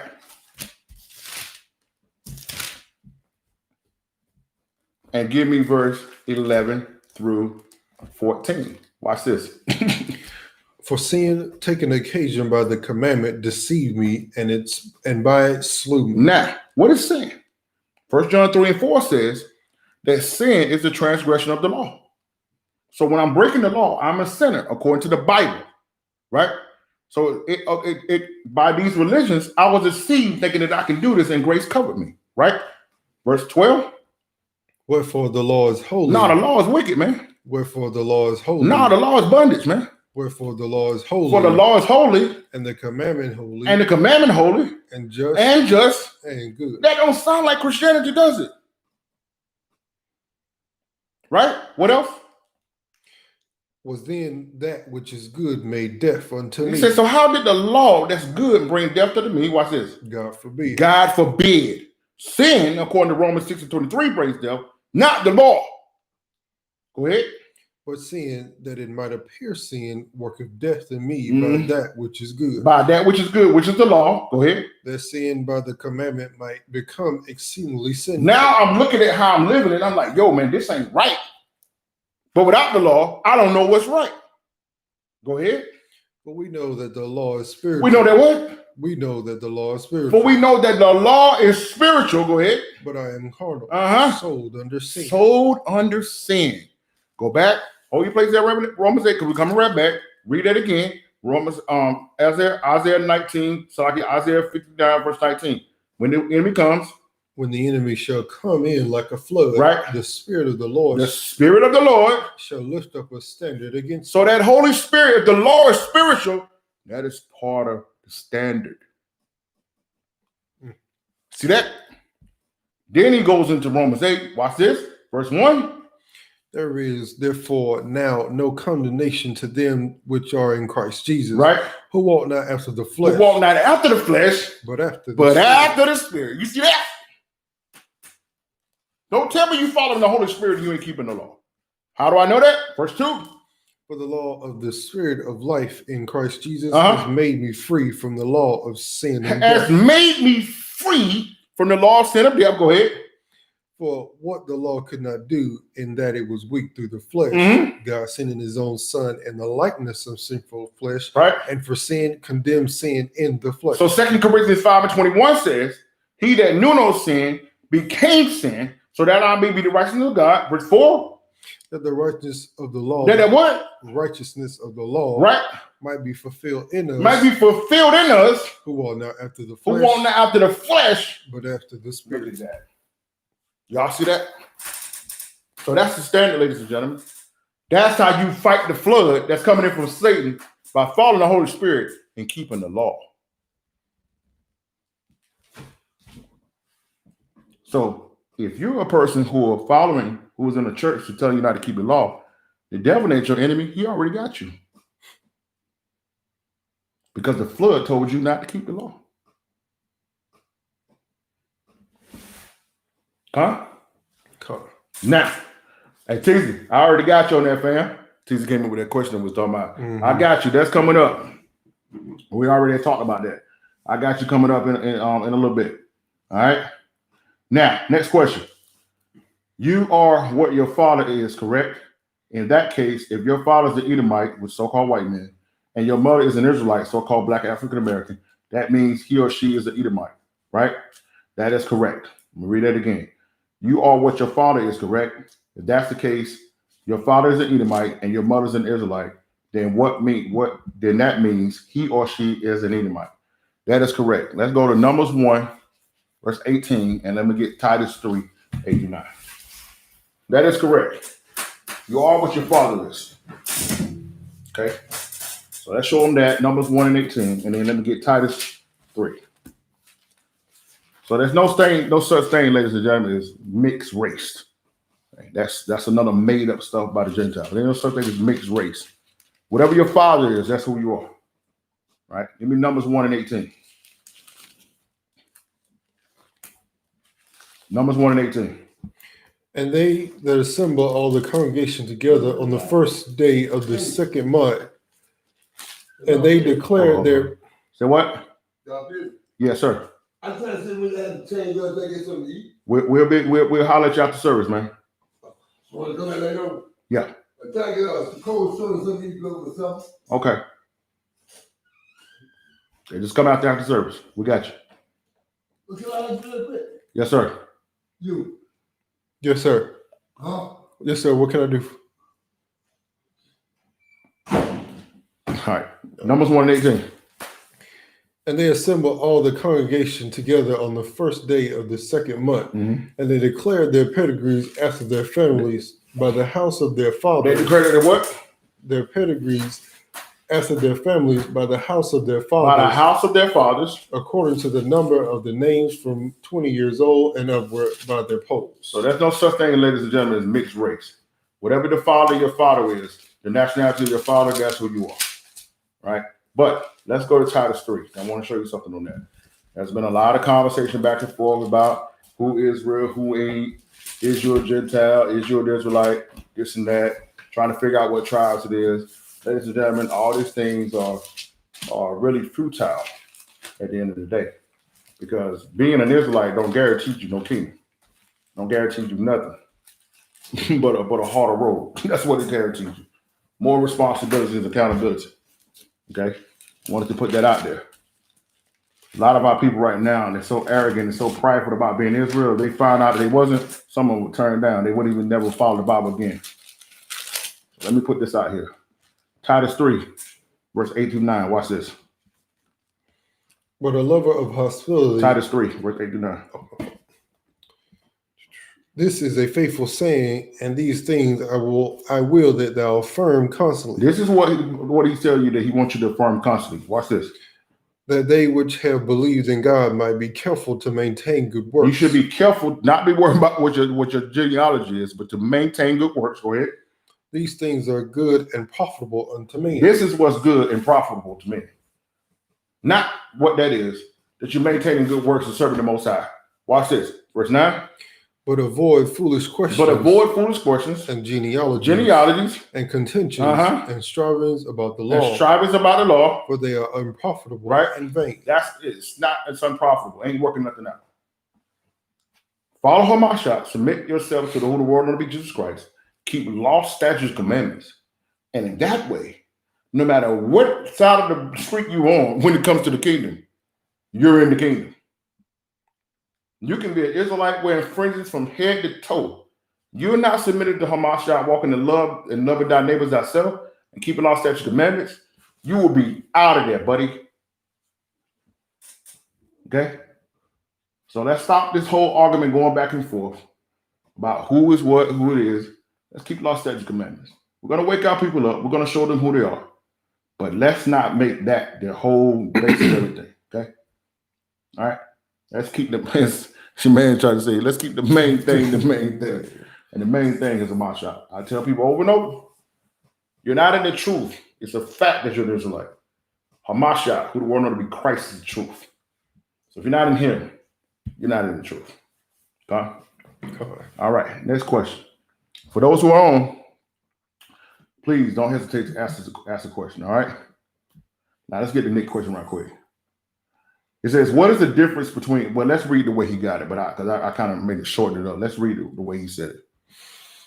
Can you explain Numbers 15 and 38 and its significance and how we should dress? What's the difference between fringes and zizis? Are these interchangeable? Are they both scripture? Okay, good. Now, I basically said the same thing. So let's go to Numbers 15. Now, I want to show people a picture. I took the time to look this up so people can know the difference between what it is. Okay. And I want to park that right quick. Don't want to see what's at the bottom. No, I just, yeah. That's all. Yeah, we're going to get that out of there. Yeah, it's going to get that out of there. Okay. 1 second. 1 moment. All right, so zizis is Hebrew for tassels. That's all it is. Zizis are Hebrews for tassels. This is the way the ZZ looks, okay? Show that to them right there. Okay. The ZZs all the ZZs is Hebrews for tassels, for the English word tassel. That's what a ZZ is. Okay. Now, and you will see, okay, see this brother right here. Okay. This brother right here, he has on ZZs. And you put them on the border, the 4 borders of the clothes. I'm going to show you that in a minute. Okay. So notice how he got his. All right. So that's the person rocking ZZs or tassels. That's how they look. Okay. Now, you're going to see these real boys right here. Real boys. Real North Carolina, Anson County boys. Okay. Some real boys, real troopers. Okay. These guys, these are some real boys. You should get to know these guys. Some real boys. Notice they have on what we call fringes. Notice you see the blue ribbon there. On there. Okay. And the fringes hanging on. Okay. Some real boys right there. Them boys, the North Carolina boys and the truth for real. All right. Okay. Now, so let's go. That's the difference between the two. Now, let's go to Numbers 15. Now, I don't know this to be true. In my research of this, and I'm going to show a scripture to prove this. Yeah, North Carolina boys, man. They all right now. They all right. The word on the street, man. The boy about that life, man. All right. Let's go to Numbers 15 and 38, 37. Start at verse 37. Now, I don't know this to be true, but this is This is what my research has found, that ZZs were mostly worn by Jewish guys. This was a style that the Jewish people brought in. When fringes, the way you see this and the way I have on right now, if I stood up, you'll see my shirt has the fringe on, same way these shirts did. Well, what Israelites are wearing. Okay. And I'm going to prove that. Now, like I said, I would say it like this, I can't necessarily just bet on that, but I have a verse that I want to go to that kind of suggests that. It makes it more so real. So we wear ZZs, my brother then wears ZZs. I'm in the process of getting some too, because I like the way it looks when you're wearing more dressed up clothes. But that's just what they said. It was a style that the Jewish people adapted versus than the fringes that we wear. So let's go to Numbers 15. Let's show you why we was wearing. Numbers 15 and start at verse 37. And the Lord spake unto Moses, saying, Speak unto the children of Israel, and bid them that they make them fringes in the borders of their garments throughout their generations, that they put on the fringe of the borders a ribbon of blue. Right. So you notice here, okay, if you look here, you'll see on the fringe there, on each one of our fringes, you notice a ribbon of blue at the top of there. Okay. But at the same time, here on the ZZ, come on. Got it again.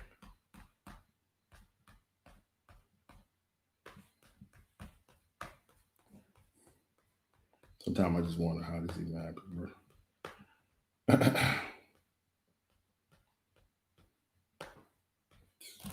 Yeah, it would have been so much simpler, wouldn't it? So much more simpler if I just did that. Here, you notice here with the ZC, it has a ribbon of blue on it as well. Okay, so, and the ZZ has a ribbon of blue on it as well. Same way the fringe does.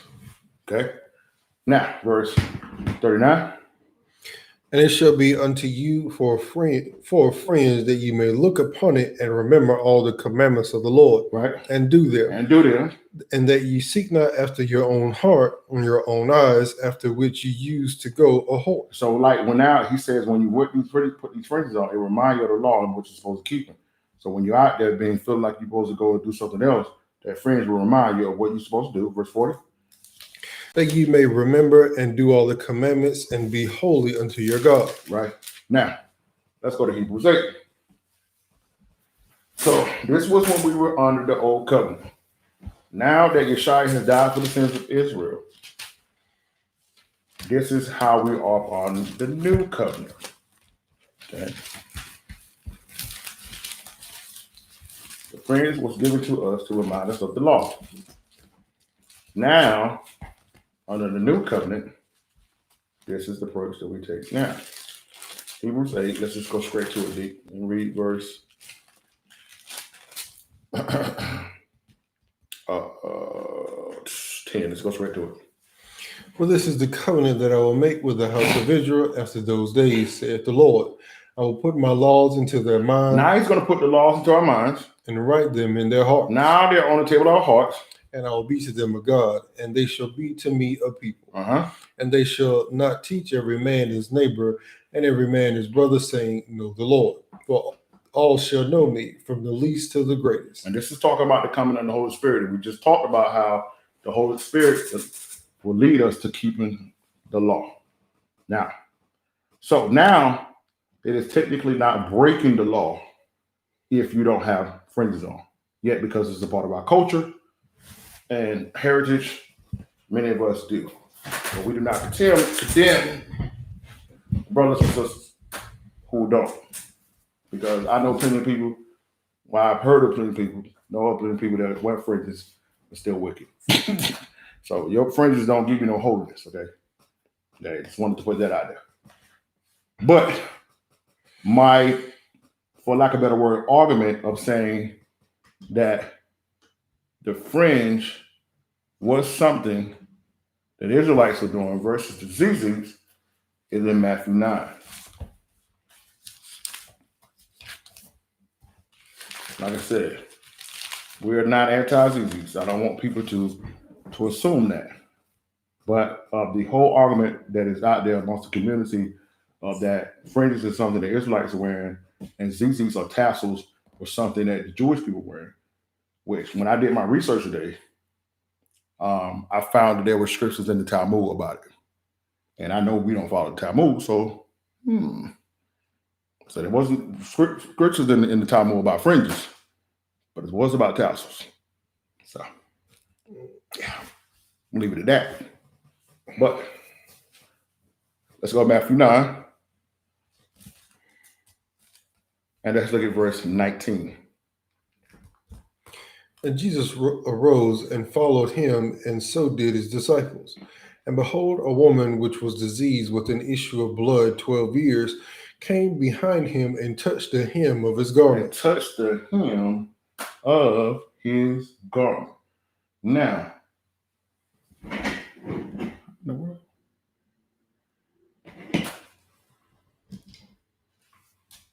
One moment.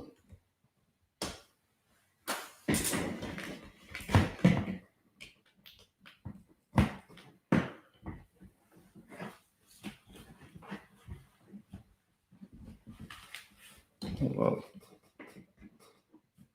I know where my phone went. Because this would have been on, wouldn't it?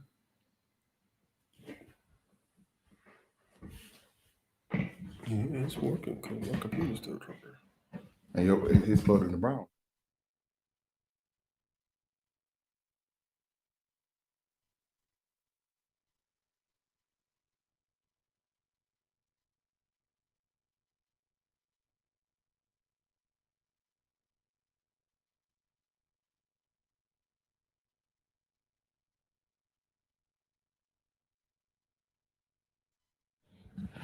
All right, so read that again though. He says, what happened? She said she did what?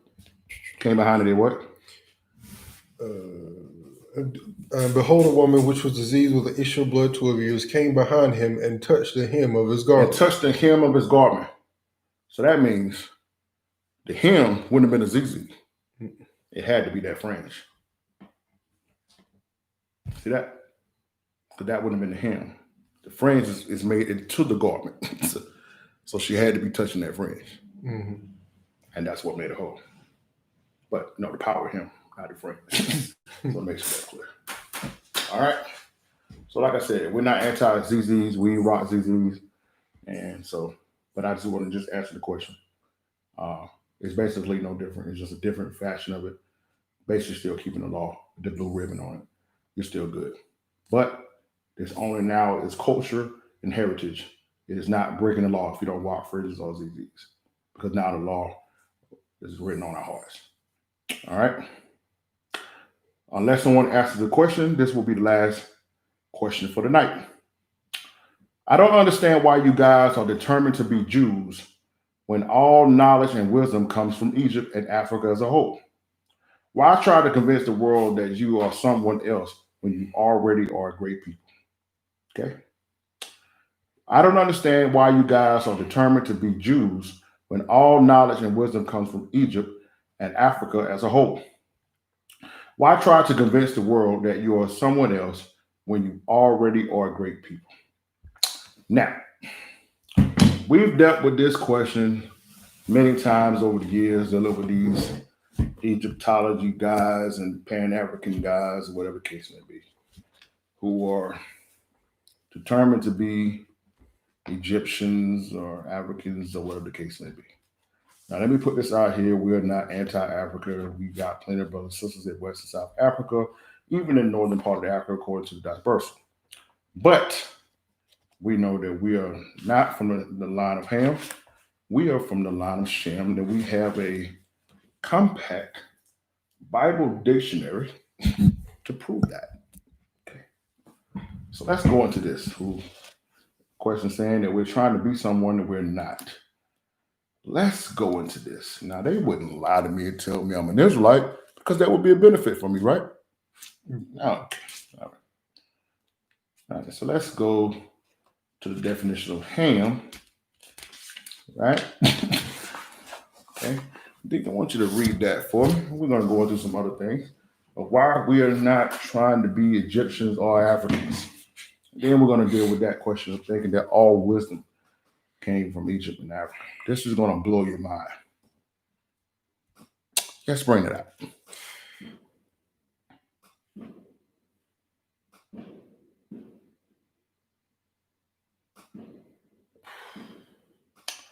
Ladies and gentlemen, if you hear gunshots, don't be concerned. Our angels outside the door, so we're not concerned. Let's keep going. Ham, the youngest of the son of Noah, born probably about 96 years before the flood, and one of 8 persons to live through the flood. He became the progenitor of the dark races. Now, for those who had attended our seminar that we did back in February called Black History According to the Bible, we brought out the whole and gave evidence of when the whole thing of Ham being a black man was created during the 17th and 18th century. No, Silaki is 16th and 17th century to justify what they were doing to us in slavery. That was the whole point of that, right? So, we proposed the question, how in the world could Ham be black and Shem and Japheth not be black, and Noah and his wife not be black? So, that's always a funny thing to us, but it's okay. So here it says what? Ham is the what? The progenitor what? He is the progenitor of the dark races, not the Negroes. But not the Negroes. Okay. Who is he progenitor of? But the Egyptians, Ethiopians, Libyans, right, and Canaanites. These are the North Africans. All your people of Ethiopia, the Cushites, there's people of Sudan, Somalia, all those people east and northern Africa. When you go into West and Central and South Africa, 85% of these people are Israelites. Okay? These people ran into that land in the wilderness after 70 AD, even before that. We have extensive lessons that we've done on that in the past.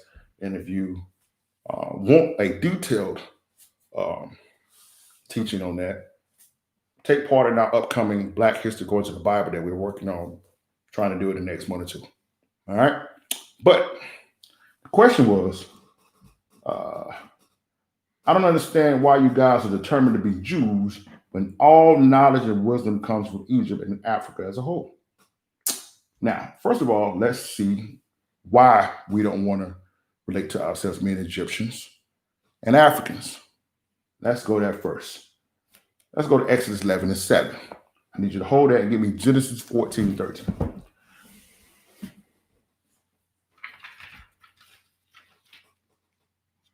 Oh, man. You see what Gracia said? Yeah. Okay. Thank you, sis.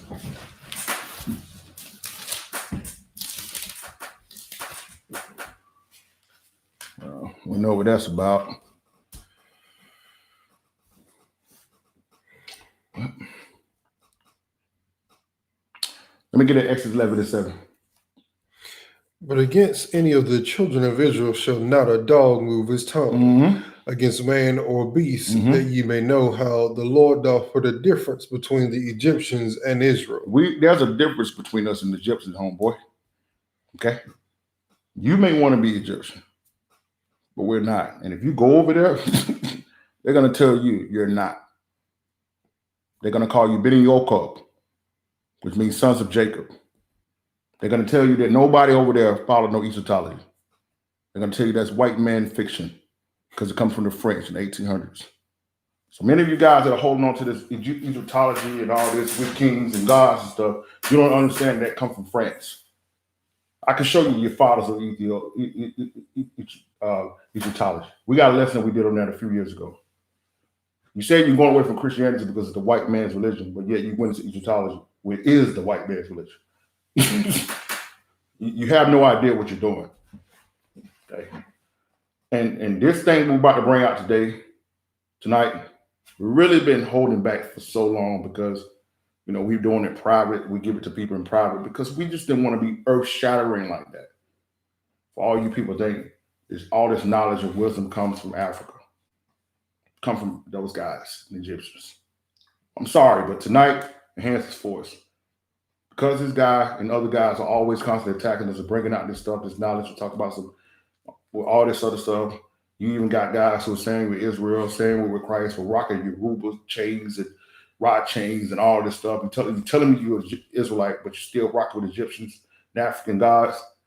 Hey, that's your choice. It's not going to go well for you. It's time to make a choice. Come all the way home or stay all the way over there. Okay? All right? Straight up. I don't want to hear you guys making your videos talking about some Esau this, and Edom this, and the white man this, and then you sit on here with an Egyptian god necklace on. Get out of here with that, bro. Okay. You're not with us. You're with them. I'm just going to put it out there. Okay. You're not with us. Right? Now, let me get that. Genesis 14 and 13. Why am I saying that I'm a Hebrew Israelite and I'm not saying I'm African? Genesis 14 and 13. And there came one that had escaped and told Abram the Hebrew. Told what? Abram the Hebrew. He told Abram the what? Abram the Hebrew. Abram the Hebrew. He ain't no African. He ain't no Egyptian. Abram's a Hebrew. And my father's name is Israel. I'm a Hebrew Israelite. I'm not no black Hebrew Israelite. Ain't nothing black about me but the shirt I got on. You understand? My nationality is Hebrew Israelite. Now, let's put that link in there for the boys. They can go check that out on their own, so they can think so they know we ain't making it up. All you guys been putting all your hope and joy in Egypt. Well, I'm sorry to rain on your parade. You've been lied to, bamboozled, run astray, led astray, run amok. Okay.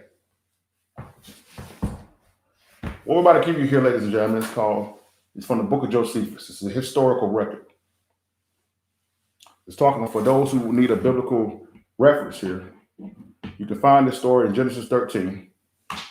In the book of Jasher, you can look at it in the book of Jasher, chapter 20, or more detail of what happened here, what we're about to bring out here and out of the book of Josephus. So we have three records. The Bible says with every 2 or 3 witnesses, let every word be established. So you got Genesis 13, you got the book of Jasher, chapter 20, and we're going to give you a historical record to back up what we're saying. Okay? Right? But we're not going to got time to bring all these other things out. You can go read those on your own time. We're going to read you the historical record to prove what we're telling you. So we're going to read from Antiquity of the Jews, book 1, chapter 8. We're going to read from paragraphs 1 and 2. Not all of it, but paragraphs 1 and 2. So Dick, start at verse at the top of paragraph 1. Check this out.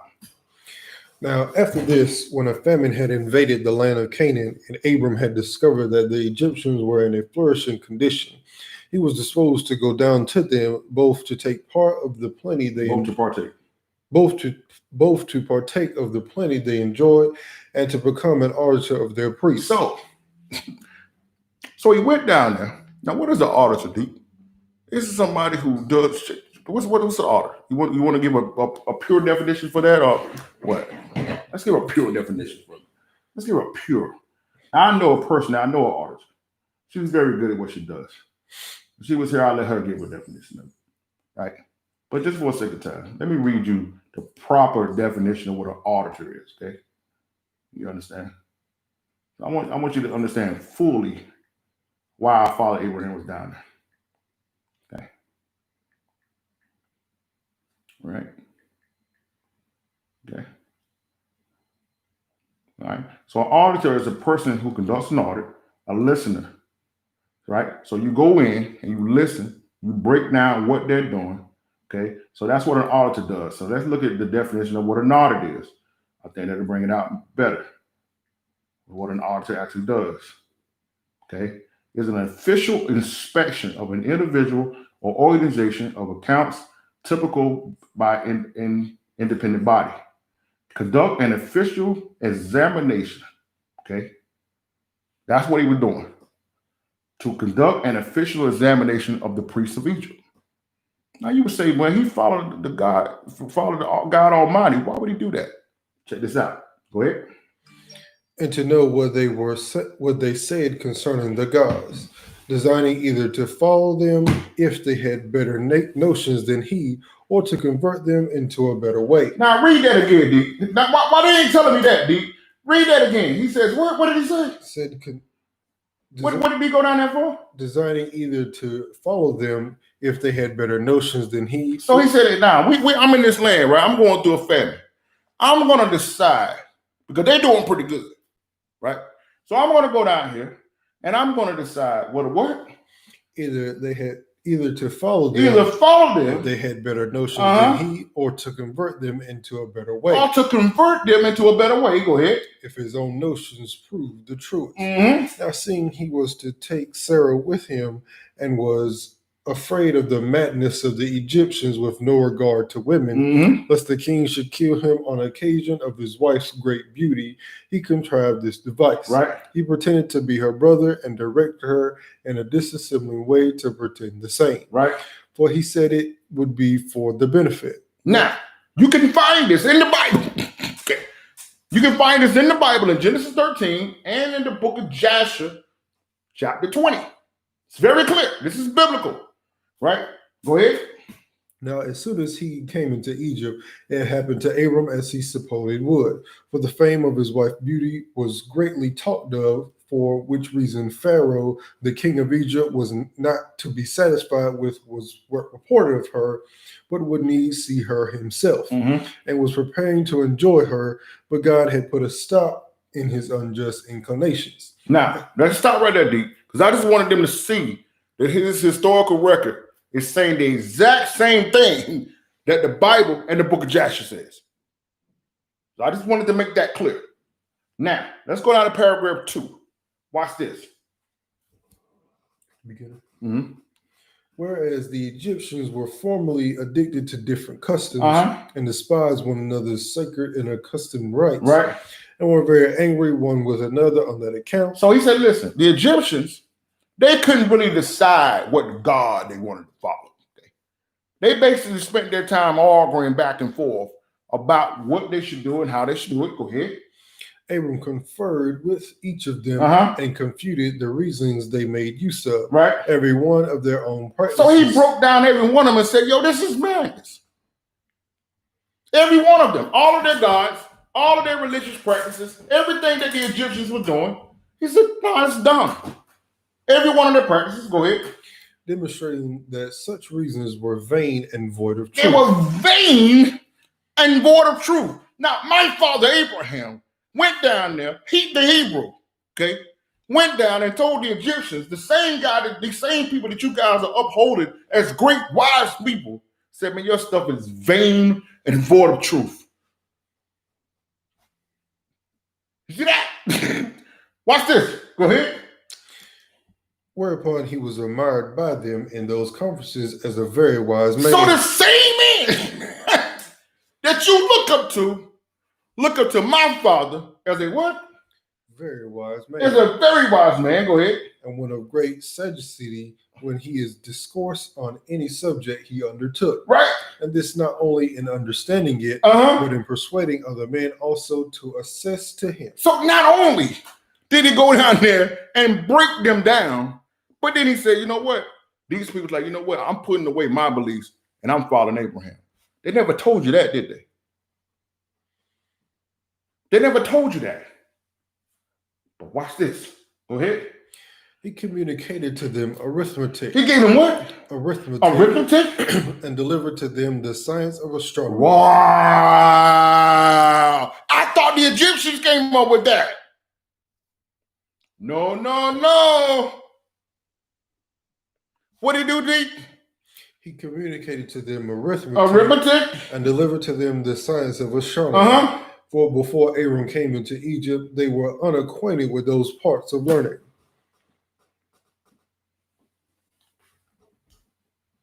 You still want to be an Egyptian?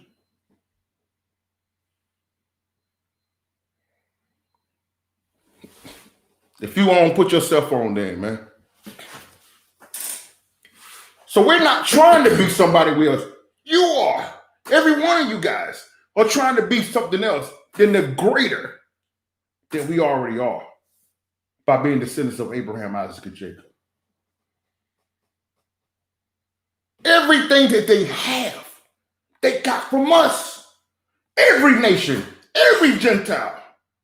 There is no greatness greater than Israel. Because of all our greatness comes from the Most High. What did he say? What did he say in there?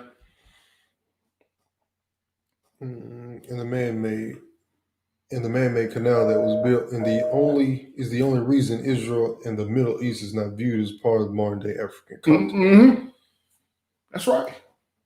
Everybody knows, ladies and gentlemen, that there's 7 continents: Asia, Africa, North America, South America, Antarctica, Australia, Europe. That's 7 continents. Why they keep saying Middle East? Because they don't want you to know that Israel is Northern Africa. You understand? These people know who you are. And unfortunately, our people are fighting it with everything in them, not knowing every nation under the sun, greatness and understanding came from our people. You understand? So I don't want to be an Egyptian. I don't want to be an African. I'm not a Hamite. I'm a Hebrew Israelite. My father's Abraham, Isaac, and Jacob. And we serve a higher, a sure higher, the great I am that I am.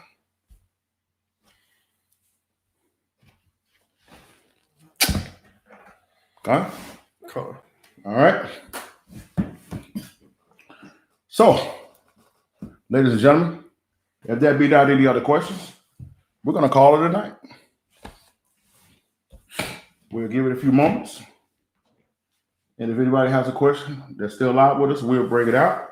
But if not, that's good for the night. Hmm? It's dying, so it's gonna keep being. You just got to plug. Can we plug it up? Hmm. You know, play it up. Okay. Small D. All right. So, if that's it, ladies and gentlemen, for the night, we'd like to give all praise. We'd like to give all glory. We'd like to give all honor to a higher by Hashem Yeshai and the precious Lord for everything that was taking place tonight. We pray and hope that something was said here tonight that was encouraging and inspiring to you. We pray and hope you understand. All praise to the Most High, man. All praise to the Most High. Shalom, Myron. Good seeing you on with, man. Looking forward to seeing y'all this weekend, man. Hopefully get a chance to see y'all this weekend, man. But we just want you guys to know that we love each and every one of you. We don't take this for granted. We take this as an honor and a privilege to stand before you each Tuesday night and do the Q&A. This week's Sabbath lesson is going to be one where we're going to continue to build off of the Spirit of the Most High. This Sabbath, 11:30, for those who are in the Anson, Richmond, Stanley County area, Union County area, we'd love for you to come out to 105 South Rutherford Street in Waysboro, North Carolina. There's 105 South Rutherford Street, where we get in this word and eat spiritually, and then afterwards we feed you physically for $0. Okay, for $0. We're just coming in. The Bible tells us freely we receive, freely we give. So we've been having a wonderful time. I want to thank Better Day for their continued service and giving and support. I want to thank all of you guys that are continuing to support and pray for us and so into us. For those who came on later, our cash apps are in here Tuesday nights. We use Tuesday nights to promote businesses. Check out the Beg Bunny website for the ladies, for your hair. Check out, what's that, Opulence? Why you said? Massage Opulence. Massage Opulence. For those who are looking for massages, whether it be for yourself, whether it be for a gift for someone, check that out. You know what I'm saying? He said, just put the dress in the comments. For here. Yeah, for him. Mm-hmm. Yep, we'll put that in there. Love for you to come out and fellowship with us soon. And check out Creations by Talia for business cards, any type of marketing, hairstyle, marketing, t-shirts, all kind of things of that nature. For skincare, check out Tawana Cox's, whatever the case may be. And for the men, every Thursday night, my brother, Pastor Ken Schools from Restoration Center, Charlotte, does a barbershop talk every Thursday night at 8:30. The link for the Zoom meeting is at the top of the chat. So make sure you check that out.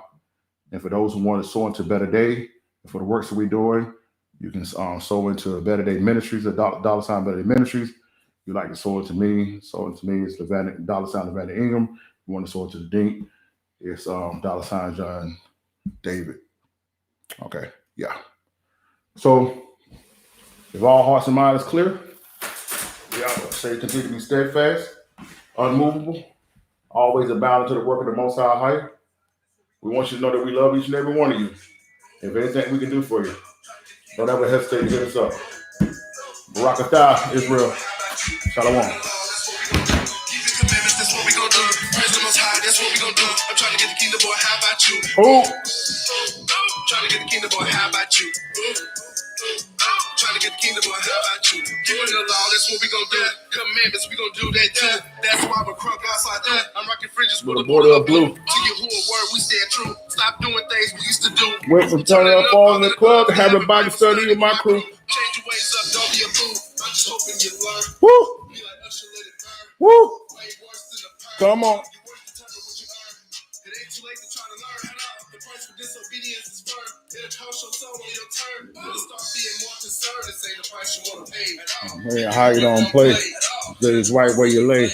Give you the business for all day.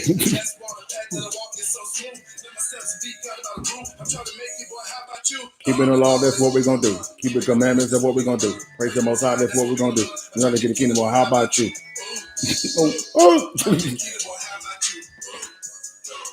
You tell them again, D. Keeping the law, that's what we're going to do. Keeping the commandments, that's what we're going to do. Praise the Most High, that's what we're going to do. Trying to keep the kingdom. How about you?